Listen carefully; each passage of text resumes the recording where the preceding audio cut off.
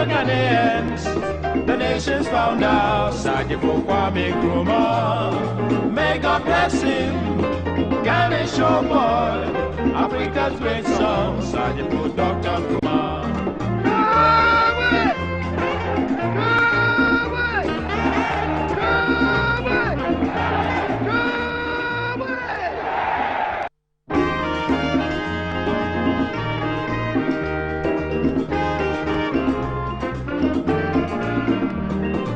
He has labored, he has suffered to lead his people into the land of freedom.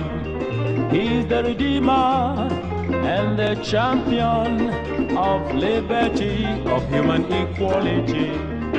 Let's salute him, fellow Ghanaians, the nation's founder, Sergeant Kwame Nkrumah. May God bless him, Ghana showboy, Africa's great song, Sergeant Dr. Nkrumah.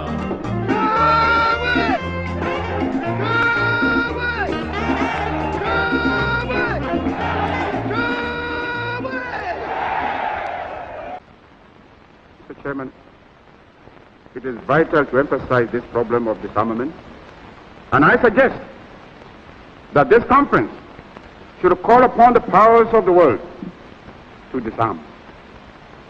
They must disarm in order to ensure that they are unable to strike against each other.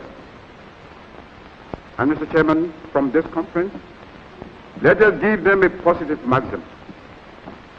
If you want peace, stop preparing for war. Why peace, peace, and yet there is no peace? Only last night, the Soviet Union exploded a nuclear device.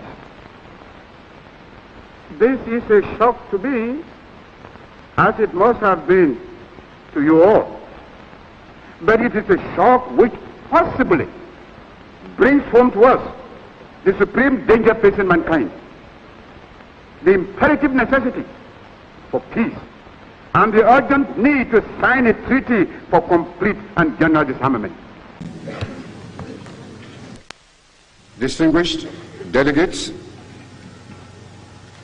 I appear before you today on a sad and solemn occasion, the first meeting of the General Assembly since the murder of the Prime Minister of the Congo, Patrice Lumumba. History must be released by the new United Nations Command that the first task of the United Nations is to allow the Congolese people to be ruled by a government of their own choice. The Congolese constitution provides a means by which such a government can be chosen. And we support the Kazenga government because it was chosen by this means and was the government that invited the United Nations to the Congo. The duty of the United Nations is not to force on the Congo this or that government, because the other states of the world think that any particular government should be a suitable one for the Congo. This is nationalism. I therefore do not understand the emphasis which a number of powers lay on recognizing this or that government. Ultimately, it must be the Congolese people who choose their government and not the United Nations.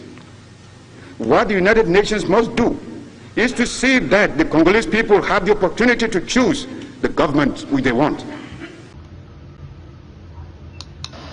Fellow countrymen, my heart is heavy as I witness the damage which this clique of neo-colonialist conspirators are doing to our country. At the bidding of their overseas neo-colonialist masters, they are dismantling the work of 15 years. They are telling you that Ghana is bankrupt.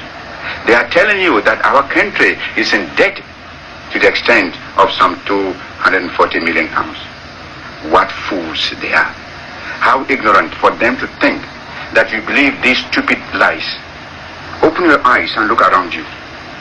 See for yourself. See the splendid new Tama Harbor. See the mighty Volta Dam. See the fine roads which we have built under the leadership of the Convention People's Party and its government. See the schools, the colleges, and the universities. See the clinics, hospitals, health centers, and the facilities which we have created. See the factories which are already springing up. These are no debts. These are not debts. They are investments in our future as an independent nation. These are the physical guarantees of the bright new future which I have promised you and I have been working for. Together, we can put our Ghana firmly and squarely on its own feet. Together, we can create the things we need for ourselves instead of going cap in hand for charity handouts from foreign powers whose only wish is to exploit us and make us vassals to their interests. I know these are hard and trying days for you. I have never tried to conceal from you that real independence, that is to say economic independence, does not come without hard struggle and sacrifice. Unlike the cheats and deceivers, the liars and traitors who are now trying to lord it over you, I have never promised you any easy road. I have respected your good sense, your capacity for work, your pride in yourselves, and your sense of national dignity. Why do you think these traitors, these agents and lackeys of colonialism and of international intrigue to destroy the independence of Ghana, chose this moment to perform their dastardly act? I will tell you, less than 1 month before they struck to destroy all our hard work, we had inaugurated the first electricity from the Volta Dam. Only 3 days before this treachery, we had signed a new agreement to irrigate the mighty Accra Plains. At last, we were on the threshold of a great new victory. We had in 1957 won our political independence after years of struggle. Now in 1966, we were at the threshold of winning our economic independence. The same people who tried to sabotage our winning of political independence 9 years ago have now struck to sabotage our economic independence and are systematically dismantling our socialist gains and achievement. Before the traitors and the rebellious National Liberation Council tried to usurp power during my absence from Ghana, Ghana was a haven to which the oppressed from all parts of Africa could come to carry on their struggle. It was a haven for freedom fighters, for independence and against colonialism. The name of Ghana was revered all over the African continent as a staunch friend of the oppressed. African brothers from South Africa, from Rhodesia, from Mozambique and Angola, from the so-called Portuguese Guinea and the Cape Verde Islands and other oppressed colonial areas were given hospitality amongst us. Do you think that this is something of which we needed to be ashamed? Not at all. On the contrary, it was something of which we should be justly proud. Haven't we proclaimed that the independence of Ghana is meaningless until it is linked up with the total liberation of Africa? Now, hundreds of these brave freedom fighters who came to our country trusting us to look after them and help them in their struggle against colonial oppression, and believing as we do that Africa and the struggle for freedom is indivisible. These brave men and women have been sent back, bag and baggage, by this traitorous clique to the countries from which they had fled to seek refuge, inspiration and protection in Ghana. Countrymen, a new phase of the African Revolution has been reached. This revolution must overcome and triumph over imperialism, racialism, and neocolonialism. It must finally usher in the total emancipation and the political unification of our continent. Africa must be free. Africa must be united. I am telling us as I remember the Osagie for Dr. Kwame Nkrumah, that now, as you turn in your grave, if you had been alive, you'd possibly be 107 years today. But your people, some of them, in their lack of wisdom, chose to remove you from power. I apologize on their behalf.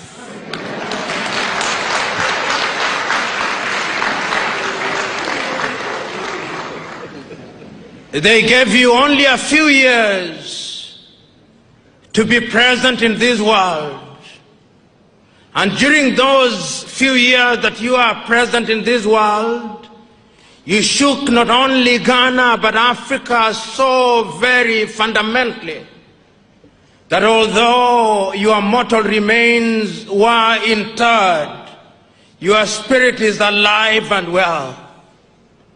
And it's that spirit that occupies our minds and hearts today as we remind ourselves that the only way in which Africa will realize our potential is through the path of unity.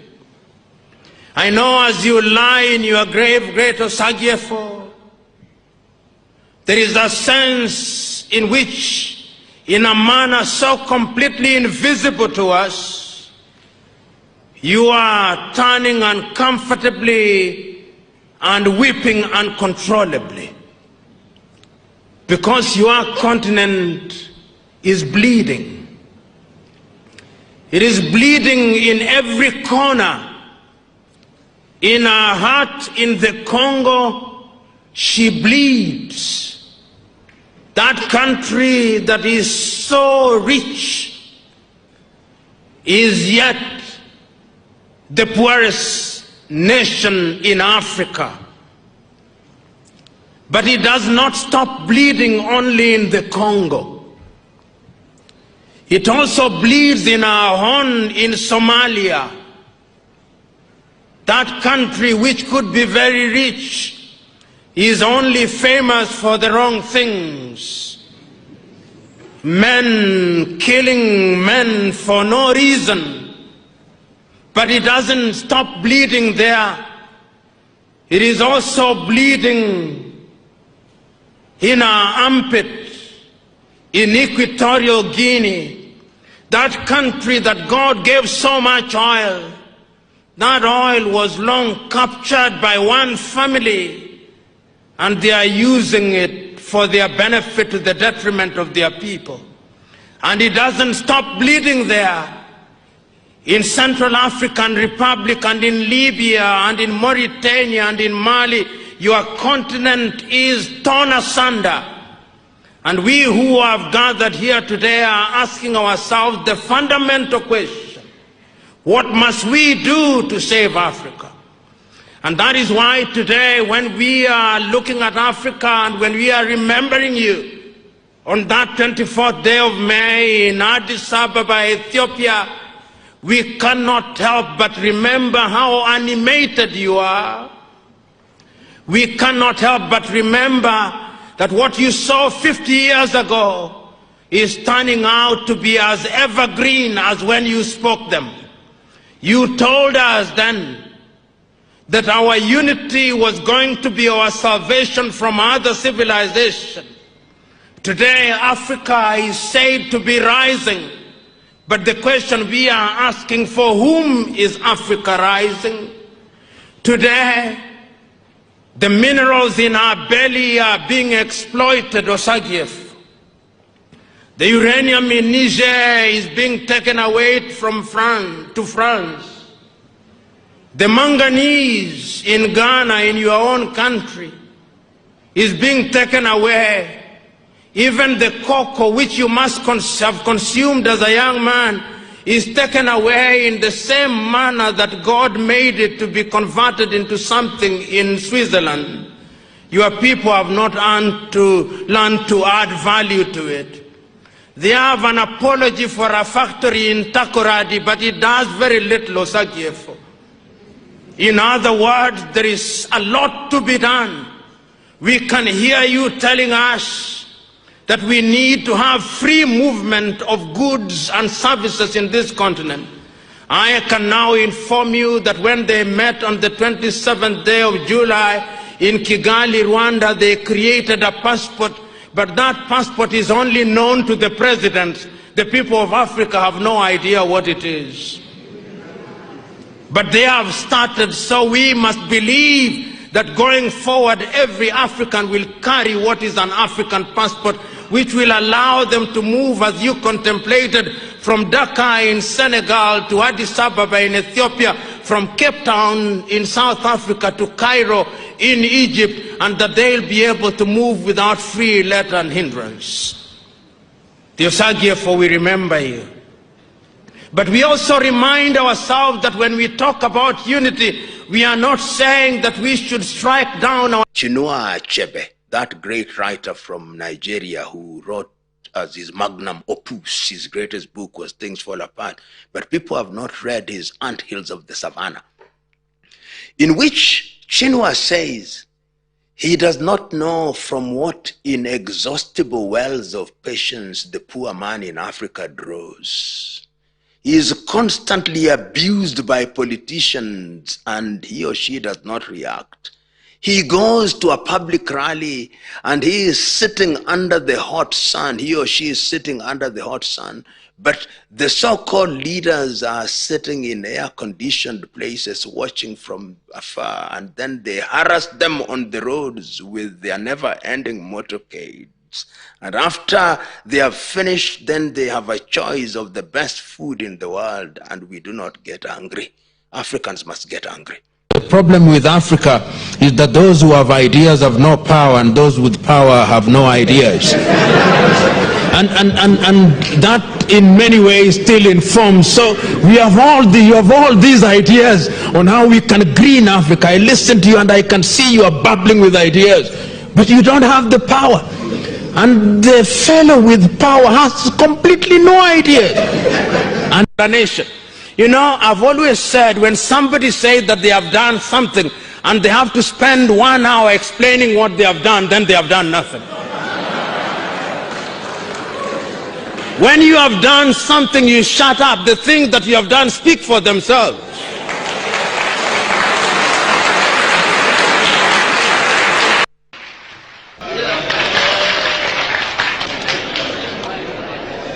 We want, therefore, to develop our own community and an African personality. Others may feel that they have evolved the very best way of life, but we are not bound, like slavish imitators, to accept it as our mode. If we find the methods used by others are suitable to our social environment, we shall adopt or adapt them. If we find them unsuitable, we shall reject them. Fighters for African freedoms, I appeal to you in the sacred name of Mother Africa to leave this conference resolved to rededicate yourselves to the task of forming among the political parties in your respective countries a broad united front based upon one common fundamental aim and object, the speedy liberation of your territories.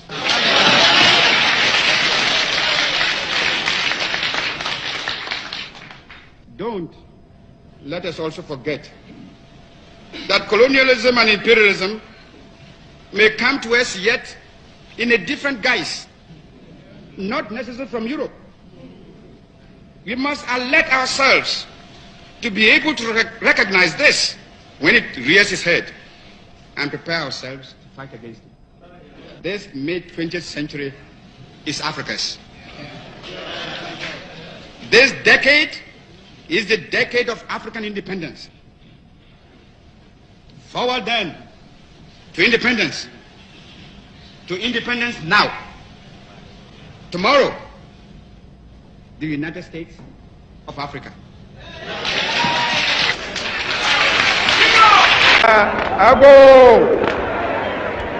When you come, Madam Makasa Kakra, and when you come in Wintiam Kakra, Mankasapi. Damabara Makade, Bakan Kakra, and Makan Fancy. At long last, the battle has ended.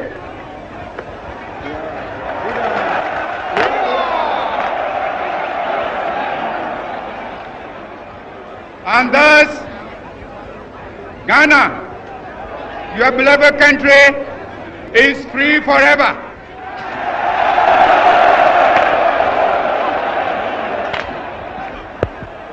And here again, I want to take the opportunity to thank at our party conference at Sorbonne. I made it quite clear that from now on today, we are waking. We shall no more go back to sleep anymore. Today, from now on, there is a new African in the world. That new African is ready to fight his own battle and show that after all, the black man is capable of managing his own affairs. We are going to demonstrate to the world, to the other nations, young as we are, that we are prepared to lay our own foundation. As I said in the assembly just minutes ago, I made it point that we are going to say that we create our own African personality and identity. This is the only way in which we can show the world that we are ready for our own battle. Distinguished delegates, I appear before you today on a sad and solemn occasion, the first meeting of the General Assembly since the murder of the Prime Minister of the Congo, Patrice Lumumba. History must be released by the new United Nations Command that the first task of the United Nations is to allow the Congolese people to be ruled by a government of their own choice. The Congolese constitution provides a means by which such a government can be chosen. And we support the Kazenga government because it was chosen by this means and was the government that invited the United Nations to the Congo. The duty of the United Nations is not to force on the Congo this or that government, because the other states of the world think that any particular government should be a suitable one for the Congo. This is nationalism.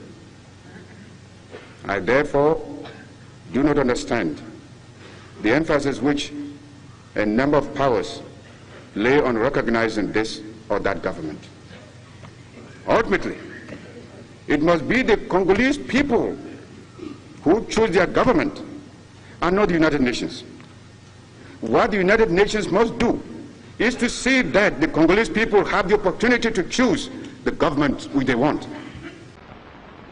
Mr. Chairman, it is vital to emphasize this problem of disarmament, and I suggest that this conference should call upon the powers of the world to disarm. They must disarm in order to ensure that they are unable to strike against each other. And Mr. Chairman, from this conference, let us give them a positive maxim. If you want peace, stop preparing for war. Why peace, peace, and yet there is no peace? Only last night, the Soviet Union exploded a nuclear device. What is the difference between the ordinary thief and a political thief? Number one, the ordinary thief steals your money, your bag, your watch, and your jewelry, isn't it? But the political thief steals your future, your career, your education, your health, and your business. Number two, the hilarious part is that the ordinary thief will choose whom to rob. But you are the one who choose the political thief to rob you. Because we choose them. We vote them. We blindly say we are not blind. Who is deceiving who? The ridiculous part of the whole issue is that we will fight to defend and protect our belongings from the ordinary thief. Is it not? But we fight each other to defend and protect the political thief. Is that not what we do? Thugs will be fighting themselves to protect those that are stealing our career, stealing our joy, stealing our health, stealing our success. What a shame. If you reach a certain stage in life and there is nobody who can look you in the eye and tell you the truth, you are doomed. And that is where our country has gotten to. We need to rescue this country. Wallahi. And I feel very terrible as a Ghanaian at this time. This country is in serious trouble, ladies and gentlemen. We are in serious trouble. We need to rescue this country, ladies and gentlemen.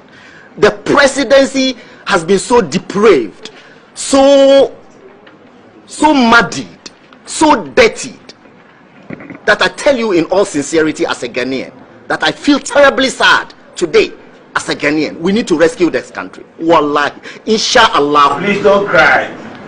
We shall rescue our country.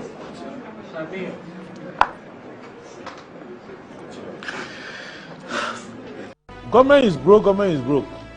The people are spending billions to go inside the government that is broke. Have you ever seen a minister who resigned because government is broke before? Government has no money. Have you ever seen a governor who said, ladies and gentlemen, when I was elected, I thought the government had money. Now I discover government has no money, I resign. Have you ever seen it? Government has no money, but they are bringing money out at election time. Where is that money coming from? So they are lying. What is happening is that there are two types of wicked people in government. Type 1, they eat current money. Any money they find in government, they will eat it. They are wicked about that one. There is type 2. Type 2, they eat current money and future money. They will say, my term will end next year. When I leave, how will I eat money? Let me borrow money now and borrow money of the future and eat it now.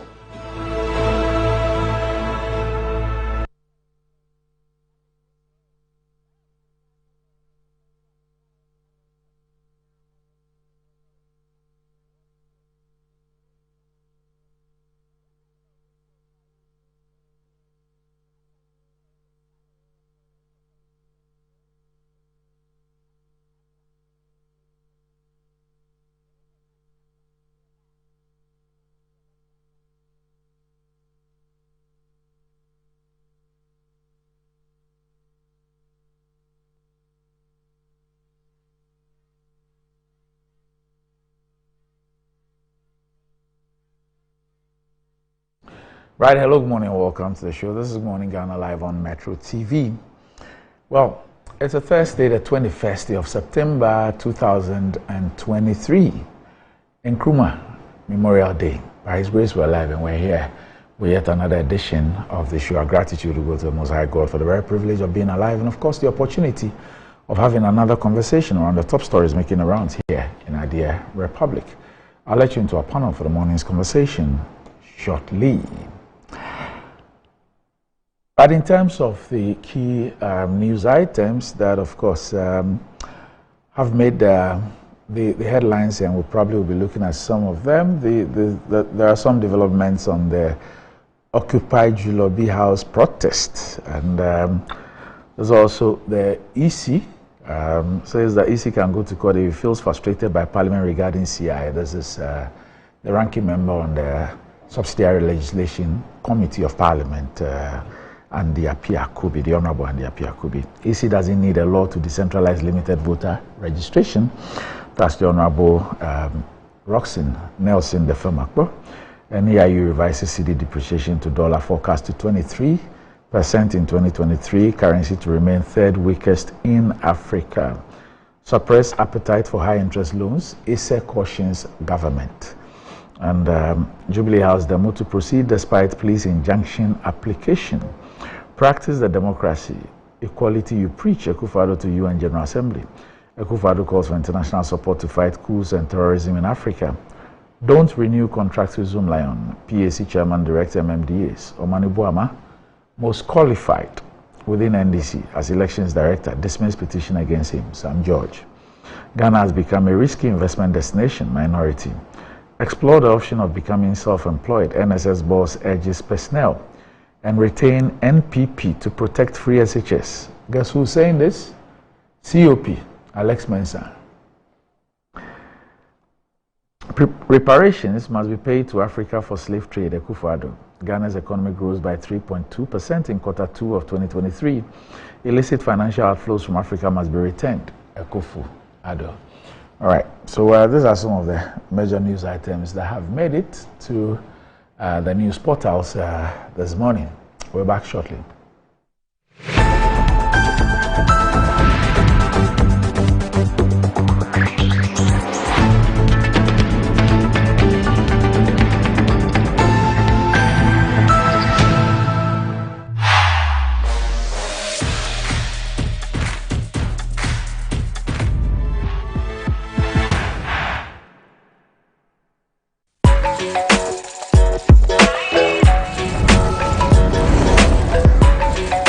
You are your own person, unique, one of a kind, special. That's why you deserve everything tailored to suit your particular taste, your preference, your needs. Just like MTN Just For You.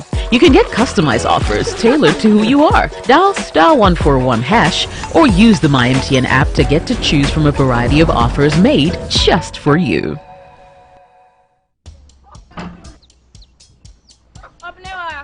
Mommy!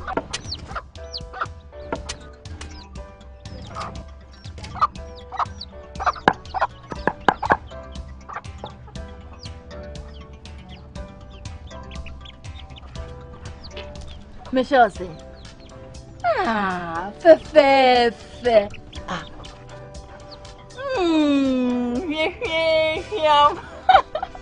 Different era, better result. Time has changed and time has brought Kel Choco Toothpaste. Healthy gums, anti-cavity, fresher breath, and it whitens teeth.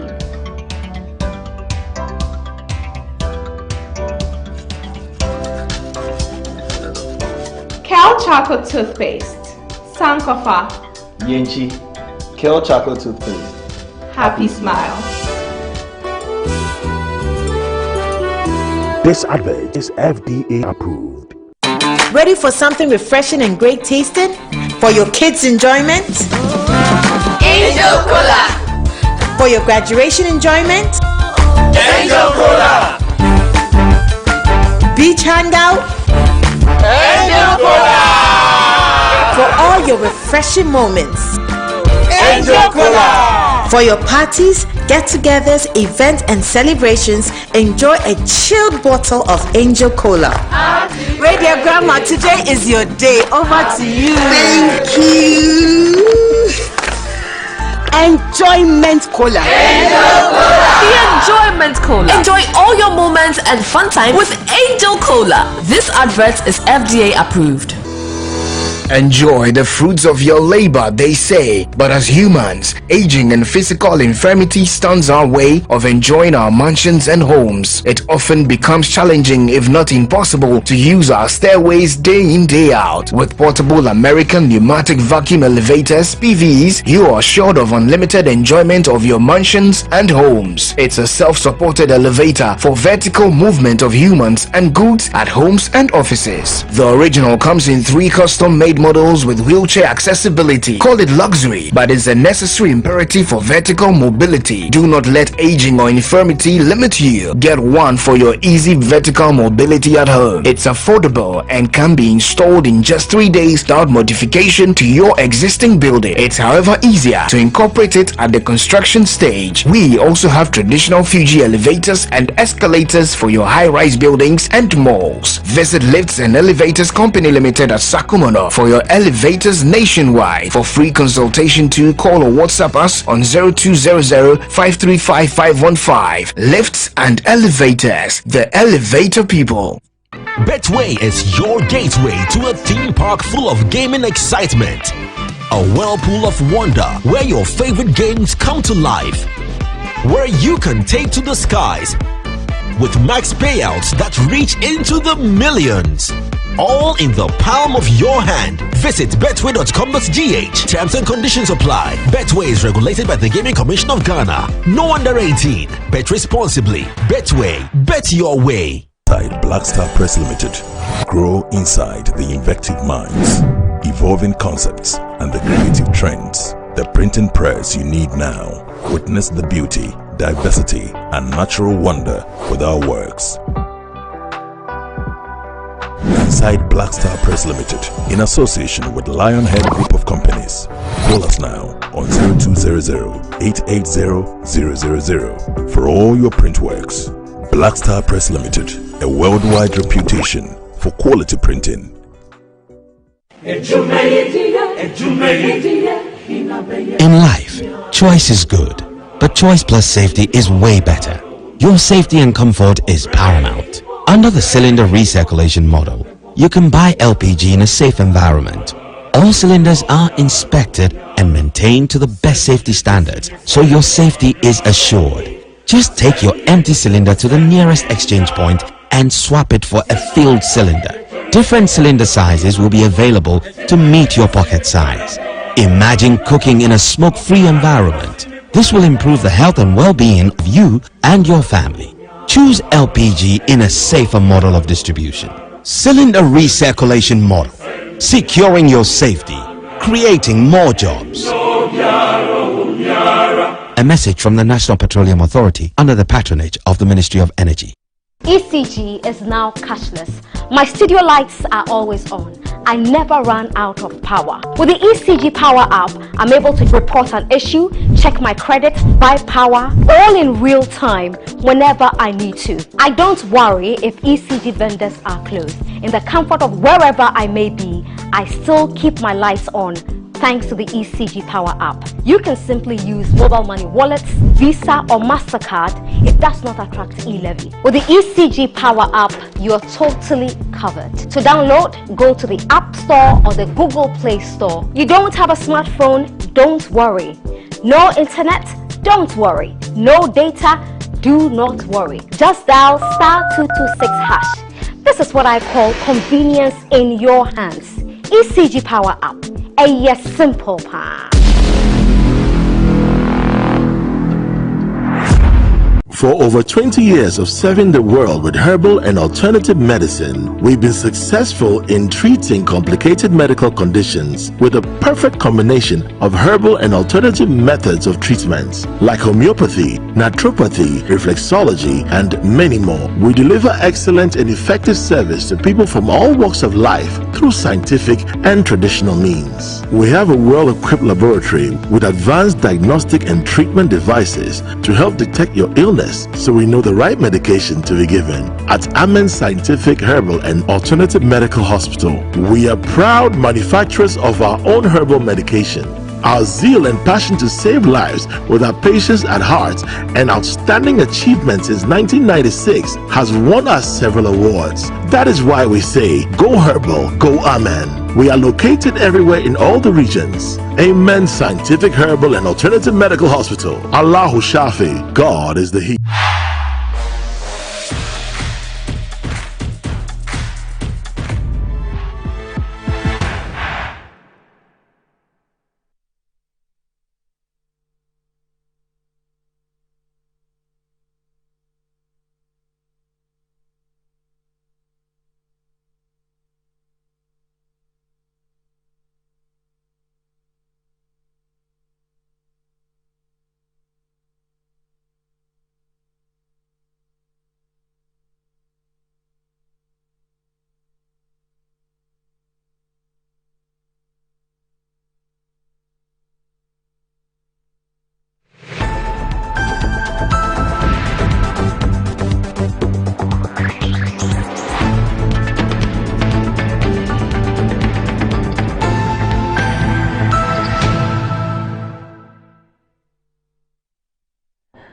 Right, welcome back to the show. If you just joined us, this is Good Morning Ghana Live on Metro TV. With me on the show this morning, I have Dr. Sharif Mahmood Khalid, who's an associate professor of accounting and finance and is representing the NDC. Doc, good morning. Yeah, good morning, Doc. Right. Also with me on the show this morning is Omanpenny Richard Ayagba, who's the National Communications Director of the NPP. Richard, good morning. Welcome. Thank you. Right. Okay, so before we go on, imagine getting rewarded for doing something you already do every single day. And it's a reason why people envy footballers and musicians, people in the arts and entertainment and all that, because they get paid for doing things that they really love doing. Now, this is what the MTN Momo season is all about. The MTN Momo season. MTN Momo season. This season, there's something for everyone. Download the Momo app on Play Store or the App Store and use Momo Pay for your day-to-day transactions to a merchant, either through the QR code or merchant ID, and stand a chance of winning 1,000 Ghana cedis and other amazing prizes weekly. Our merchants are also not left out of the reward. Receive payments and win. Keep using your Momo Pay on the Momo app and get rewarded. There are lots and lots of exciting prizes for everyone. So what are we doing today? Transact more with Momo Pay, earn more points, and win big this Momo season. Visit Momo Merchant application.mtn.com.gh for your Momo for business account today. It's Momo season, so just Momo it with Momo Pay. Terms and conditions apply. If you're thinking of boosting your career with some prestigious MSc degrees from KNUST and also securing your future as far as higher education is concerned, do so with Accra Business School. And you can get some of these prestigious MSc degrees from KNUST in HR, Human Resource Management, Communications and International Marketing, International Relations, Public Affairs or IT Management. In just 12 months, the MBA can be yours. And dive into the BSc programs in IT Security and Cybercrime, IT Management and Business Management endorsed by top universities in Ireland and Wales. The Accra Business School offers flexible entry payment and learning options convenient to you. It's time to unlock your potential and take position. Visit www.abs.edu.gh or call 0263 888 555 or 0263 888 666. Or you can visit the campus on the Spintex Road, Christ Square. Let Accra Business School elevate your future today. And enjoying the fruits of your labor is as important as enjoying the mansions of your labor. I love this line. The pains of climbing stairs when not exercising could be challenging for all ages, but worry no more. Lifts and elevators have got you covered with the best portable American pneumatic vacuum elevators on the market today. It's a simple self-supported elevator for both homes and offices, and guess what? It can lift your goods too. Wheelchairs can fit in, and they come in 3 custom-made models. It's affordable and can be installed within 3 days. Visit Lifts and Elevators. Just call them on 0200-535-515 or send a mail to elevatorsgh@gmail.com for consultations and the best solutions in easy vertical movement. It's a holiday. The kids are home, no school today. But you know that brushing your kids' teeth sometimes becomes difficult due to resistance because of the taste of the toothpaste. Use Kel Kids toothpaste flavored with strawberry. That gives a perfect taste for kids and makes them develop a personal attitude and love of brushing their teeth always. Kel Kids toothpaste protects child's gum, prevents cavity, and makes the teeth strong and healthy with freshness all day. Kel Kids toothpaste is recommended for children between the ages of 2 and 6 and is a product from Samara Company Limited, producers of Sasso, and is approved by the Food and Drugs Authority. Kel Kids, happy smile. All right, so today is Kwame Nkrumah Memorial Day. Right. And if Osaji for Dr. Kwame Nkrumah were alive, he would have been 114 years old today. Okay. But there's another person who uses the title Osaji-Fo, who together with some others are organizing a protest. This protest has had some interesting challenges.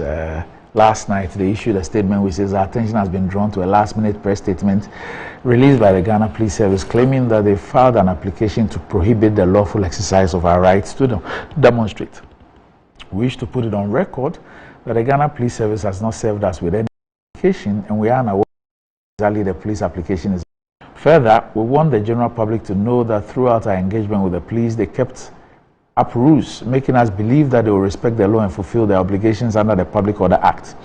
We are appalled by the desperate and likely partisan attempts by the police to disrupt peaceful and democratic mobilization of our upcoming Occupy Juliobi House picket.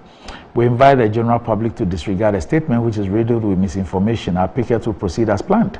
We invite the general public to assemble at the 37 Trotro station from 6:30 a.m. tomorrow for onward march to the, okay, that's what this one. It's Jubilee House, not how you term it. The name is Jubilee House, it's an official house. Okay. Our decision follows that of the legal position taken by the government and the Electoral Commission that a mere filing of an application does not prevent the exercise of constitutional rights for God, country, and in the resistance of oppressors a rule. And this was signed by the conveners. But there's been a development.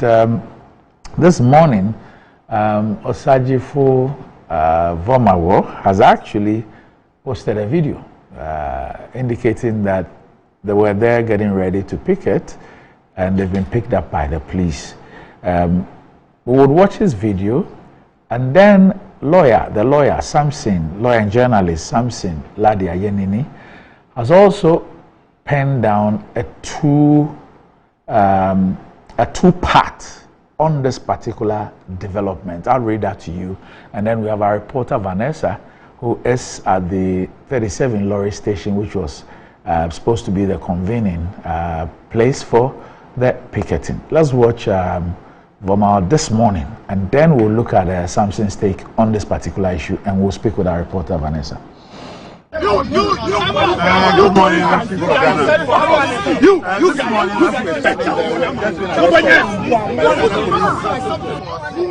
trying to send out the process right now to demonstrate. We continue to maintain the action by the police is being done in our. We are disappointed and distressed by a country that has weaponized law, that has weaponized the police force, continue to depress citizens and attack them in their own democracy. This is not a democracy we signed up for. This is not a country we signed up for. And we're calling attention to everybody, all media houses, every individual. Wherever they are taking us, we have no idea. The police have zero right to be able to arrest demonstrators in this democracy. We are calling on to you. We so far have no sense where we are. We are calling on every lawyer who wants to volunteer. We need lawyers, as many lawyers as we can, to descend onto the police headquarters. To descend onto the police headquarters in order to provide legal assistance to every person who has been arrested today. This is not a democracy. For your country, the nation demands your devotion. Let us all unite to uphold it and make it great and strong. We are all involved. We are all involved. We are all involved in building our motherland. We are all involved. We are all involved. We are all involved in building our motherland. Let's gather youth for your country.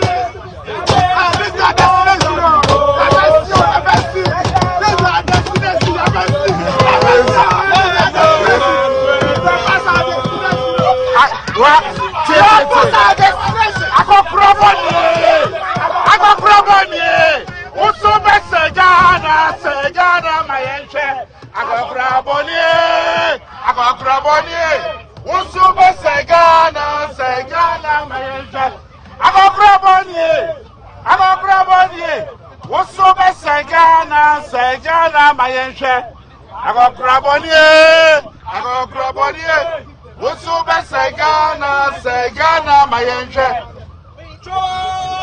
Hey!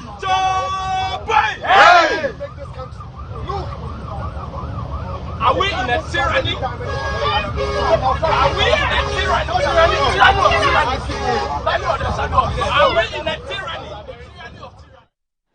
All right, so that's the video that was uploaded by Osajifo Vomawo this morning when they were picked up by the the police and put in the bus. So this was actually taken on the bus that the police put them in, and like he said they did not know where they were being taken to. But our reporter Vanessa Dotum Boatin is actually there at the grounds for the picketing, and we're going to link up with her right now and find out what exactly happened and what is happening at the 37 Lorry Park. Good morning, Vanessa.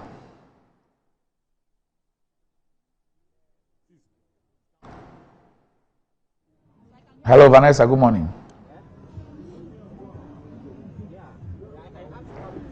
All right.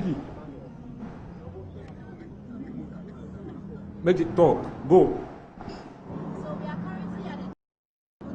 You know, yeah.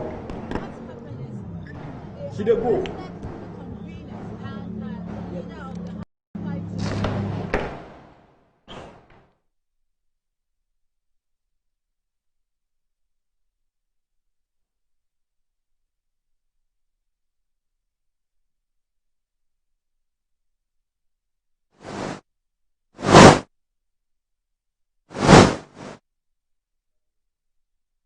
With Vanessa sound, we'll get back to her shortly. She's at the 37 Lorry Park, which was supposed to be the convergence point for the picketing. But lawyer and journalist Samson Lade yesterday had this post. Says democracy in danger, stop the police now. He had a part 1 yesterday, and on the basis of the developments from last night, he's had a part 2 this morning. I'll take you through the part 1 first of all, and it says that let's be clear about this. A country that is in this broke state after an IMF bailout ought not entertain this conduct by the police to unconstitutionally and unlawfully stifle citizens' most basic human and constitutionally guaranteed rights to demonstrate and express their suffering. All lovers of democracy must fight the creeping unconstitutional fetters to citizens' inalienable birthrights enshrined in Article 21 of the Constitution 1992.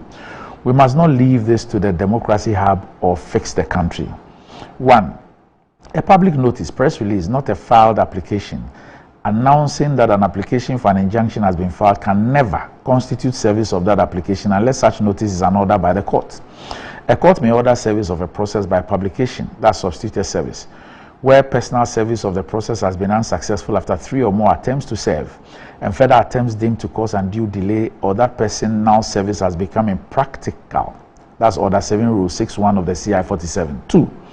The police service is a creature of law and not a law unto itself. The Constitution in Article 296 fetters the exercise of discretion, where it gives discretionary power in such clear terms. Quote, where in this Constitution or in any other law discretionary power is vested in any person or authority, A, that discretionary power shall be deemed to imply a duty to be fair and candid. B, the exercise of the discretionary power shall not be arbitrary, capricious or biased, either by resentment, prejudice or personal dislike, and shall be in accordance with due process of law. 3. Consequently, if what Oliver Bakavomawo told Joy News top story about having duly notified the police a month ago, and that they've been arranging with them only days ago to draw some red lines around the Jubilee House remains factual, then this is such abuse of discretion, bad faith, and must not be allowed. 4. Even worse is the police's violation of Section 1, subsection 4, 5, and 6 of the Public Order Act in the ambush and premature purported application for injunction. Remember, no actual court process has been exhibited to the public notice. These provisions of the Public Order Act are clear that the only time the police can approach the court to try to prohibit a demonstration is when these 2 conditions have first been satisfied. 1. That upon receipt of the notice of demonstration, requested organizers to postpone or relocate the event because it has reasonable grounds to believe that if the event is held, it may lead to violence or endanger public defense, public order, public safety, public health, or the running of essential services, or violate the rights and freedoms of any other persons. 2. That organizers have rejected the request or have failed within 48 hours after the request to write to notify police of their willingness to postpone or relocate the event. 5. If it is the case that the police did not comply with these dictates of the Public Order Act, when it is rather their conduct that threatens law and order, then it is rather their conduct that threatens law and order and our democracy or the rule of law. Like the EC, The police must be told that they are not doing anybody any favors. They are hired and paid by citizens to facilitate and not frustrate citizens' exercise of fundamental human rights. This shameful ambush violation is the reason Justice Dominic Dennis Ajay, sitting in as additional High Court judge in the Let My Vote Count case, stopped police from obtaining injunction ex parte and always at the last hour to stop demonstrations. Don't be derelict. Just go out there on Nkrumah's birthday and provide security for the demonstrators or leave them alone. So this was part 1 of Samson's. And then, based on the developments last night, I don't know if you would have to do a part 3 on the basis of this morning's development. But this is the part 2. It says, Dear Ghana Police, writing and issuing a second statement late in the night to insist you have served a purported application for injunction does nothing. You state in this second publication that you served a process on lawyers of organizers of the demonstration. You purport to exhibit to this publication what must be the notice served on you a month ago by the law-abiding citizens on which they indicated the address of their lawyers. What you should be exhibiting is proof of service, affidavit of service, by an authorized process server of the court, that's a bailiff, and not a letter. This is the lawful thing or evidence of service of a court process. Again, granted there has been service, which the organizers deny. When an applicant serves such an application, it is not for the applicant to tell the respondent what to do or not to do. You are not lawyers for the respondents, that's the organizers. It is up to the organizers to decide what to do. If they decide like the EC has, and is going on with a limited voter registration exercise, despite admitting it has been served a similar application, your job is done. What the law allows you, if you are aggrieved that democracy have proceeds with a demonstration, is to go back to the court with a contempt application for the court to determine if they have broken the law. Any attempt to resort to the force of arms, water cannons and tear gas or horsewhip against demonstrators will be lawless conduct. Don't repeat your shameful and lawless conduct during the Let My Vote Count demonstration, because there's no order of any court to enforce, and your publications are not lawful orders to be obeyed. Your conduct is in utmost bad faith in the face of the articles and sections referenced earlier, an egregious abuse of discretion, ambush, violent violation of the birthrights of law-abiding citizens to demonstrate and express themselves. And as noted in the sequel to this article, your unlawful fear tactic of advice by your publications means only a few bold citizens and lovers of democracy and rule of law will show up. Show up and offer them protection or leave them alone. Okay, I'm told that we now have Vanessa and the sound is much better now. Good morning, Vanessa. So we are currently at the 37 Trotro station, and it's hashtag Occupy the Julobi House. The protest, which is supposed to start today, has been truncated. Has been truncated because the convener and some protesters were whisked away by the police. They were prevented from protesting. They said that they have no right to protest and they have not been given the permission to protest. Now we know that Oliver Baka-Vomawa's stand was that we are just seeking permission from the police.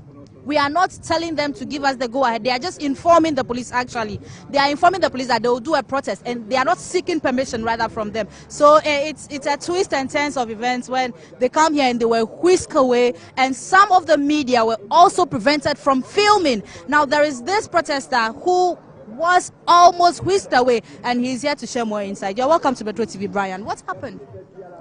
Okay, I'm a concerned citizen, and also a member of the Face the Country. Yeah.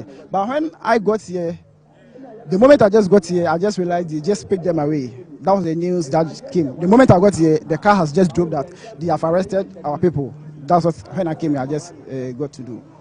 Would you say that is gagging because you want to do a peaceful demonstration, telling the government your concerns, what you want to be fixed, and now you've been prevented from demonstrating? Yeah, this one is more than gagging. This one is like a rainbow star, okay? Citizens suffering. There's too much hardship. There's high unemployment rate. There's too much stealing, scandal, numerous of scandals happening under this administration. And if citizens try to open their mouth to, they are being just intimidated. You can't even, now under this administration, you can't even open your mouth to say, I'm suffering. You are suffering, but you can't even open your mouth to say, I'm suffering. This is the kind of regime we are in. Under this Akufo administration, citizens cannot even open their mouth to say anything. So that's the threat under the democracy we are all facing right now. And as a citizen, you need to be concerned. Don't say you are not part. Okay, you are part. The democracy is being destroyed by one person, and the whole country, Peace Council, Christian Council, the Muslims, these guys are all quiet, and one person is destroying our democracy, and nobody seems to care. We are future. This one, Kama is going to judge everybody. We are all going to be judged. So with the notification, we citizens, okay, under the law, citizens are not supposed to ask permission from police when they want to demonstrate or they want to hit the street. We only have to notify them that this particular day we are going on a demonstration. The only thing the police have to do is to just give us traffic control and all that. That is all they have to do. But police cannot stop citizens from going for a peaceful demonstration. It doesn't exist. So we do not demand permission from police. We rather just ask them notification that today we are going to demonstration. So we need your presence to come and protect us and give us traffic control. That's all. That is the kind of agreement we have with them. And now it seems that anybody who wants to try to demonstrate, this government will crash you down. If you're a citizen, you want to speak, this government will crash you down. And this is destroying the democracy, and every single person in this country is quiet. The gurus in this country are all quiet. They are all watching, destroying the democracy, one person destroying it, and everybody is quiet, just watching them. This is a big blow to all of us. Anybody watching me, if you're a big person, if you are a grown-up, I don't know how to even say it. If you are somebody who speaks for this country, you are a big person in this country, and you are watching me, and you are quiet, and you feel how I'm speaking, you should know what I'm talking about. Because you have had leaders upon leaders, and nobody has ever stopped demonstrating for protesting, and that only this regime, protesters cannot even demonstrate, and that's a big blow to all of us. Yeah. Earlier on, we saw a police trying to arrest you. They were trying to take you away for filming.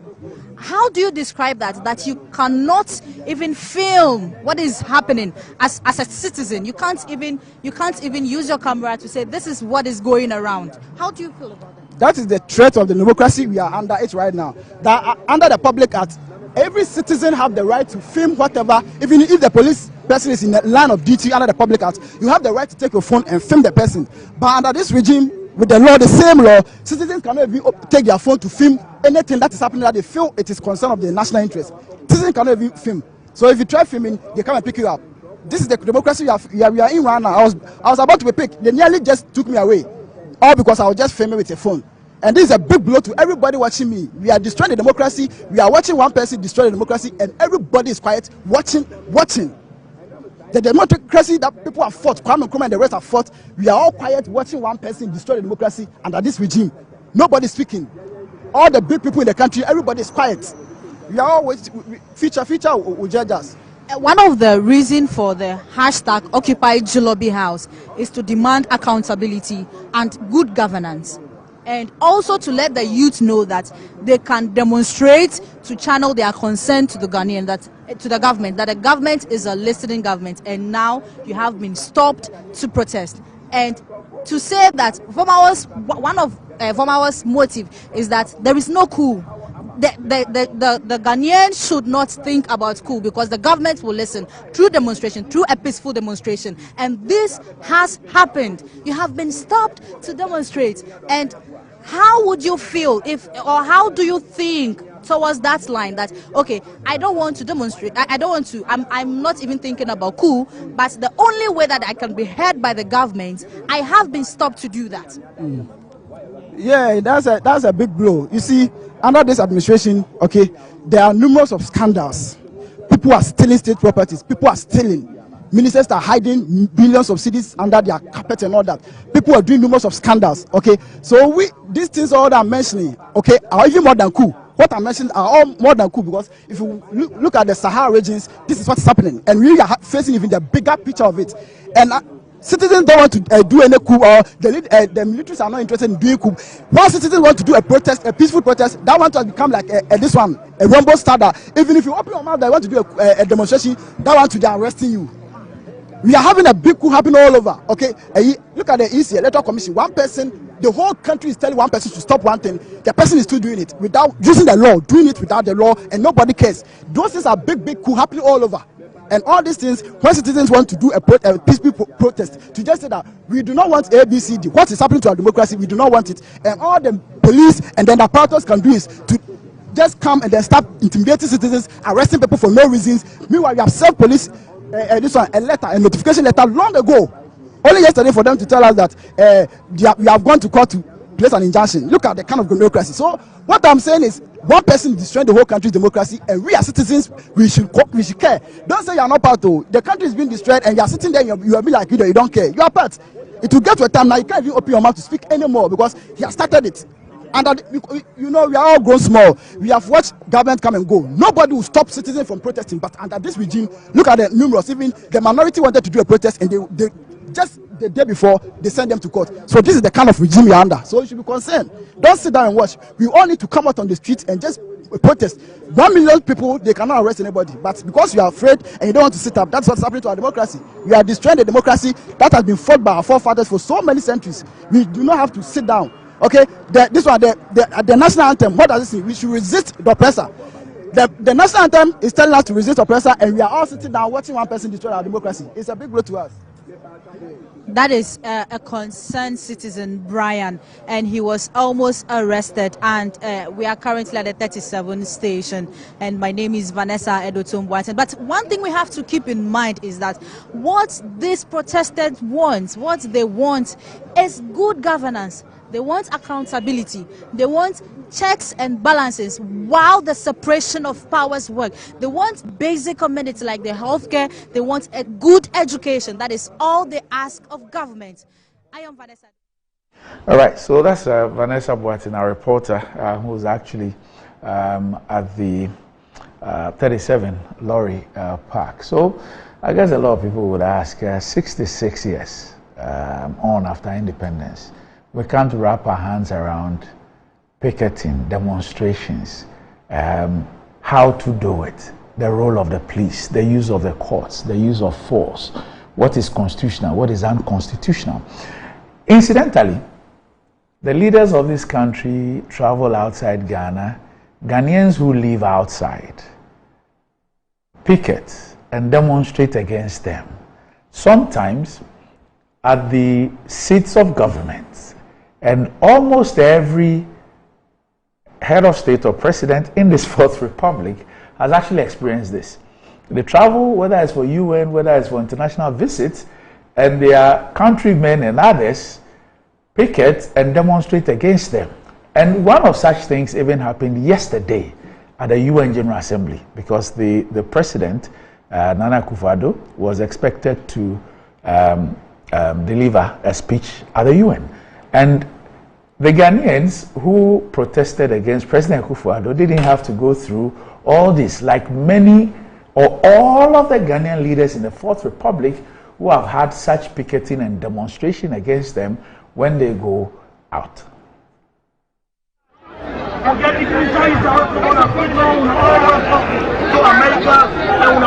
to New York City. Ladies and gentlemen, I want to call the first speaker this afternoon.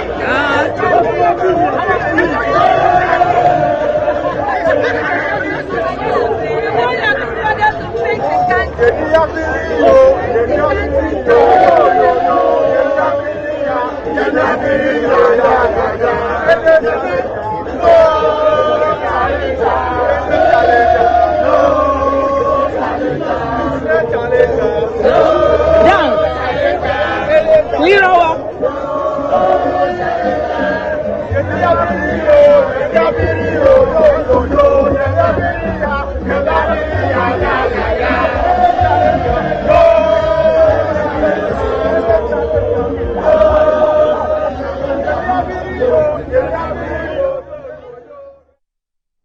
So what you just watched was yesterday at the United Nations headquarters in New York. Just yesterday. And those were Ghanaians who were protesting at the United Nations headquarters in New York. And they were doing this yesterday because the President, Nana Addo Dankwa Akufo-Addo, was going to address the United Nations. That's what happened. And like I indicated earlier, in this Fourth Republic, you would find that every single president, whether they're on a state visit, sometimes a private visit, or they've gone to the UN, you find citizens of Ghana and others picket or demonstrate against them. And these things happen effortlessly. People come, they say what they want to say, and they go back home. And it's always peaceful. How come after 66 years in Ghana, we still can't come to terms with how citizens ought to protest? It's either that the police can provide security, they disagree with routes, and as Samson has indicated, they even attempt or create the impression that they are going by the law, and yet they take the law into their own hands. Richie, let me start off with you. What's going on? Good morning, Syria. Good morning. It's been a lot of showing this morning on this demonstration. I think the right to peaceful assembly is inherent in our constitution, such that nobody can abridge that right for anyone, and so therefore we are clear on the matter of people having to demonstrate. It is not the position of our party or our government to prevent anyone from demonstrating. And so I think that the issue must be put in proper context.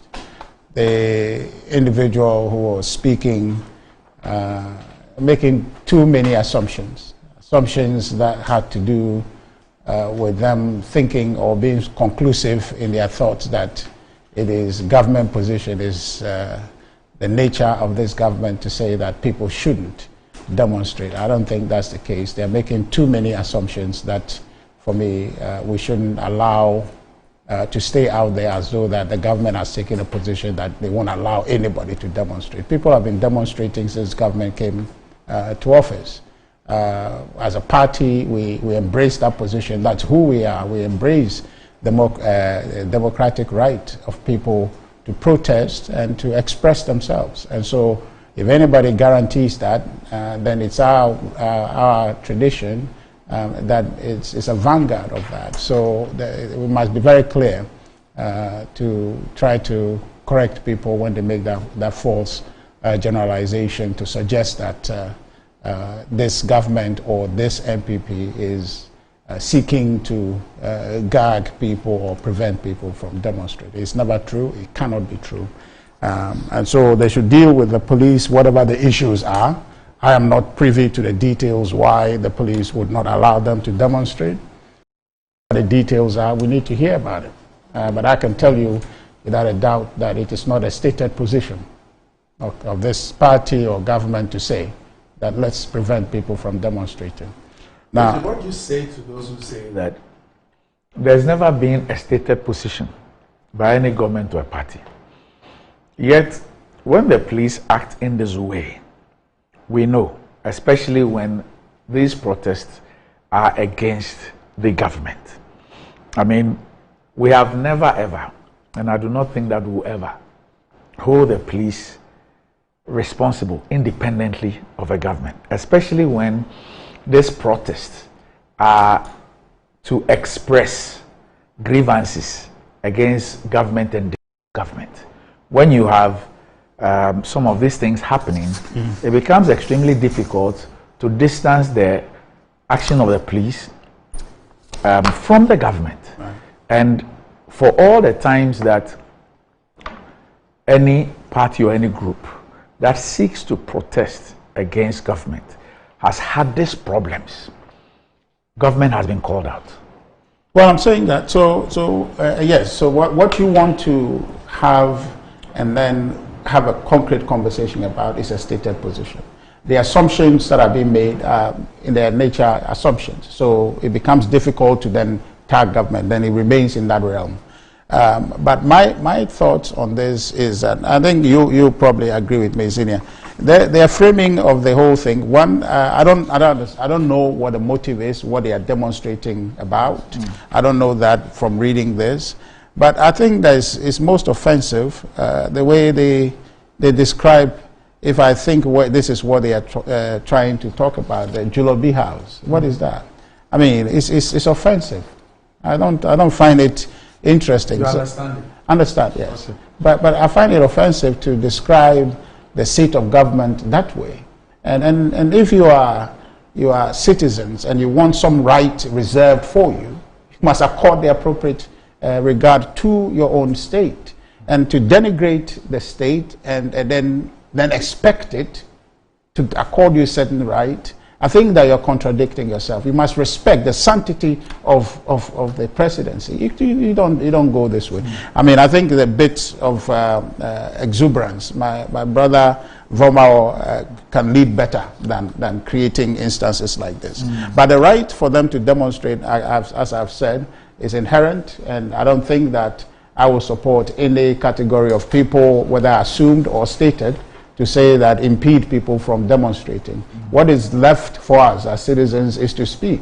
And in that speech, in that free speech available to us, we're able to influence government policy. So that space is open. And if there is any leader, if there is any party, there is any government that will create the environment for such to happen, it is this tradition. Because that's who we are, that's where we come from. We embrace that kind of space. That's what has happened in the last 7 years. Support this accession. Because I'm sure that when you take the law students who were trying to protest to the Jubilee House, who were dealt with the water cannons and all that, and they were also picked up.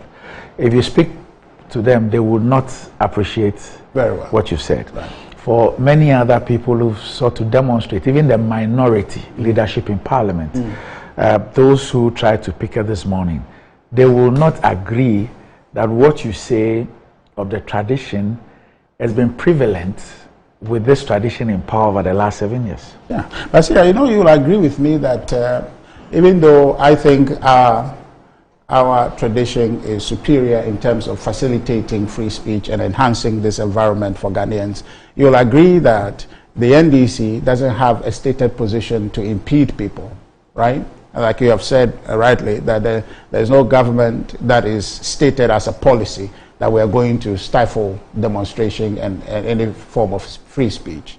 But under the NDC, there have been demonstrations where people have been beaten, water cannons been used, tear gas have been used, people have been shot, okay?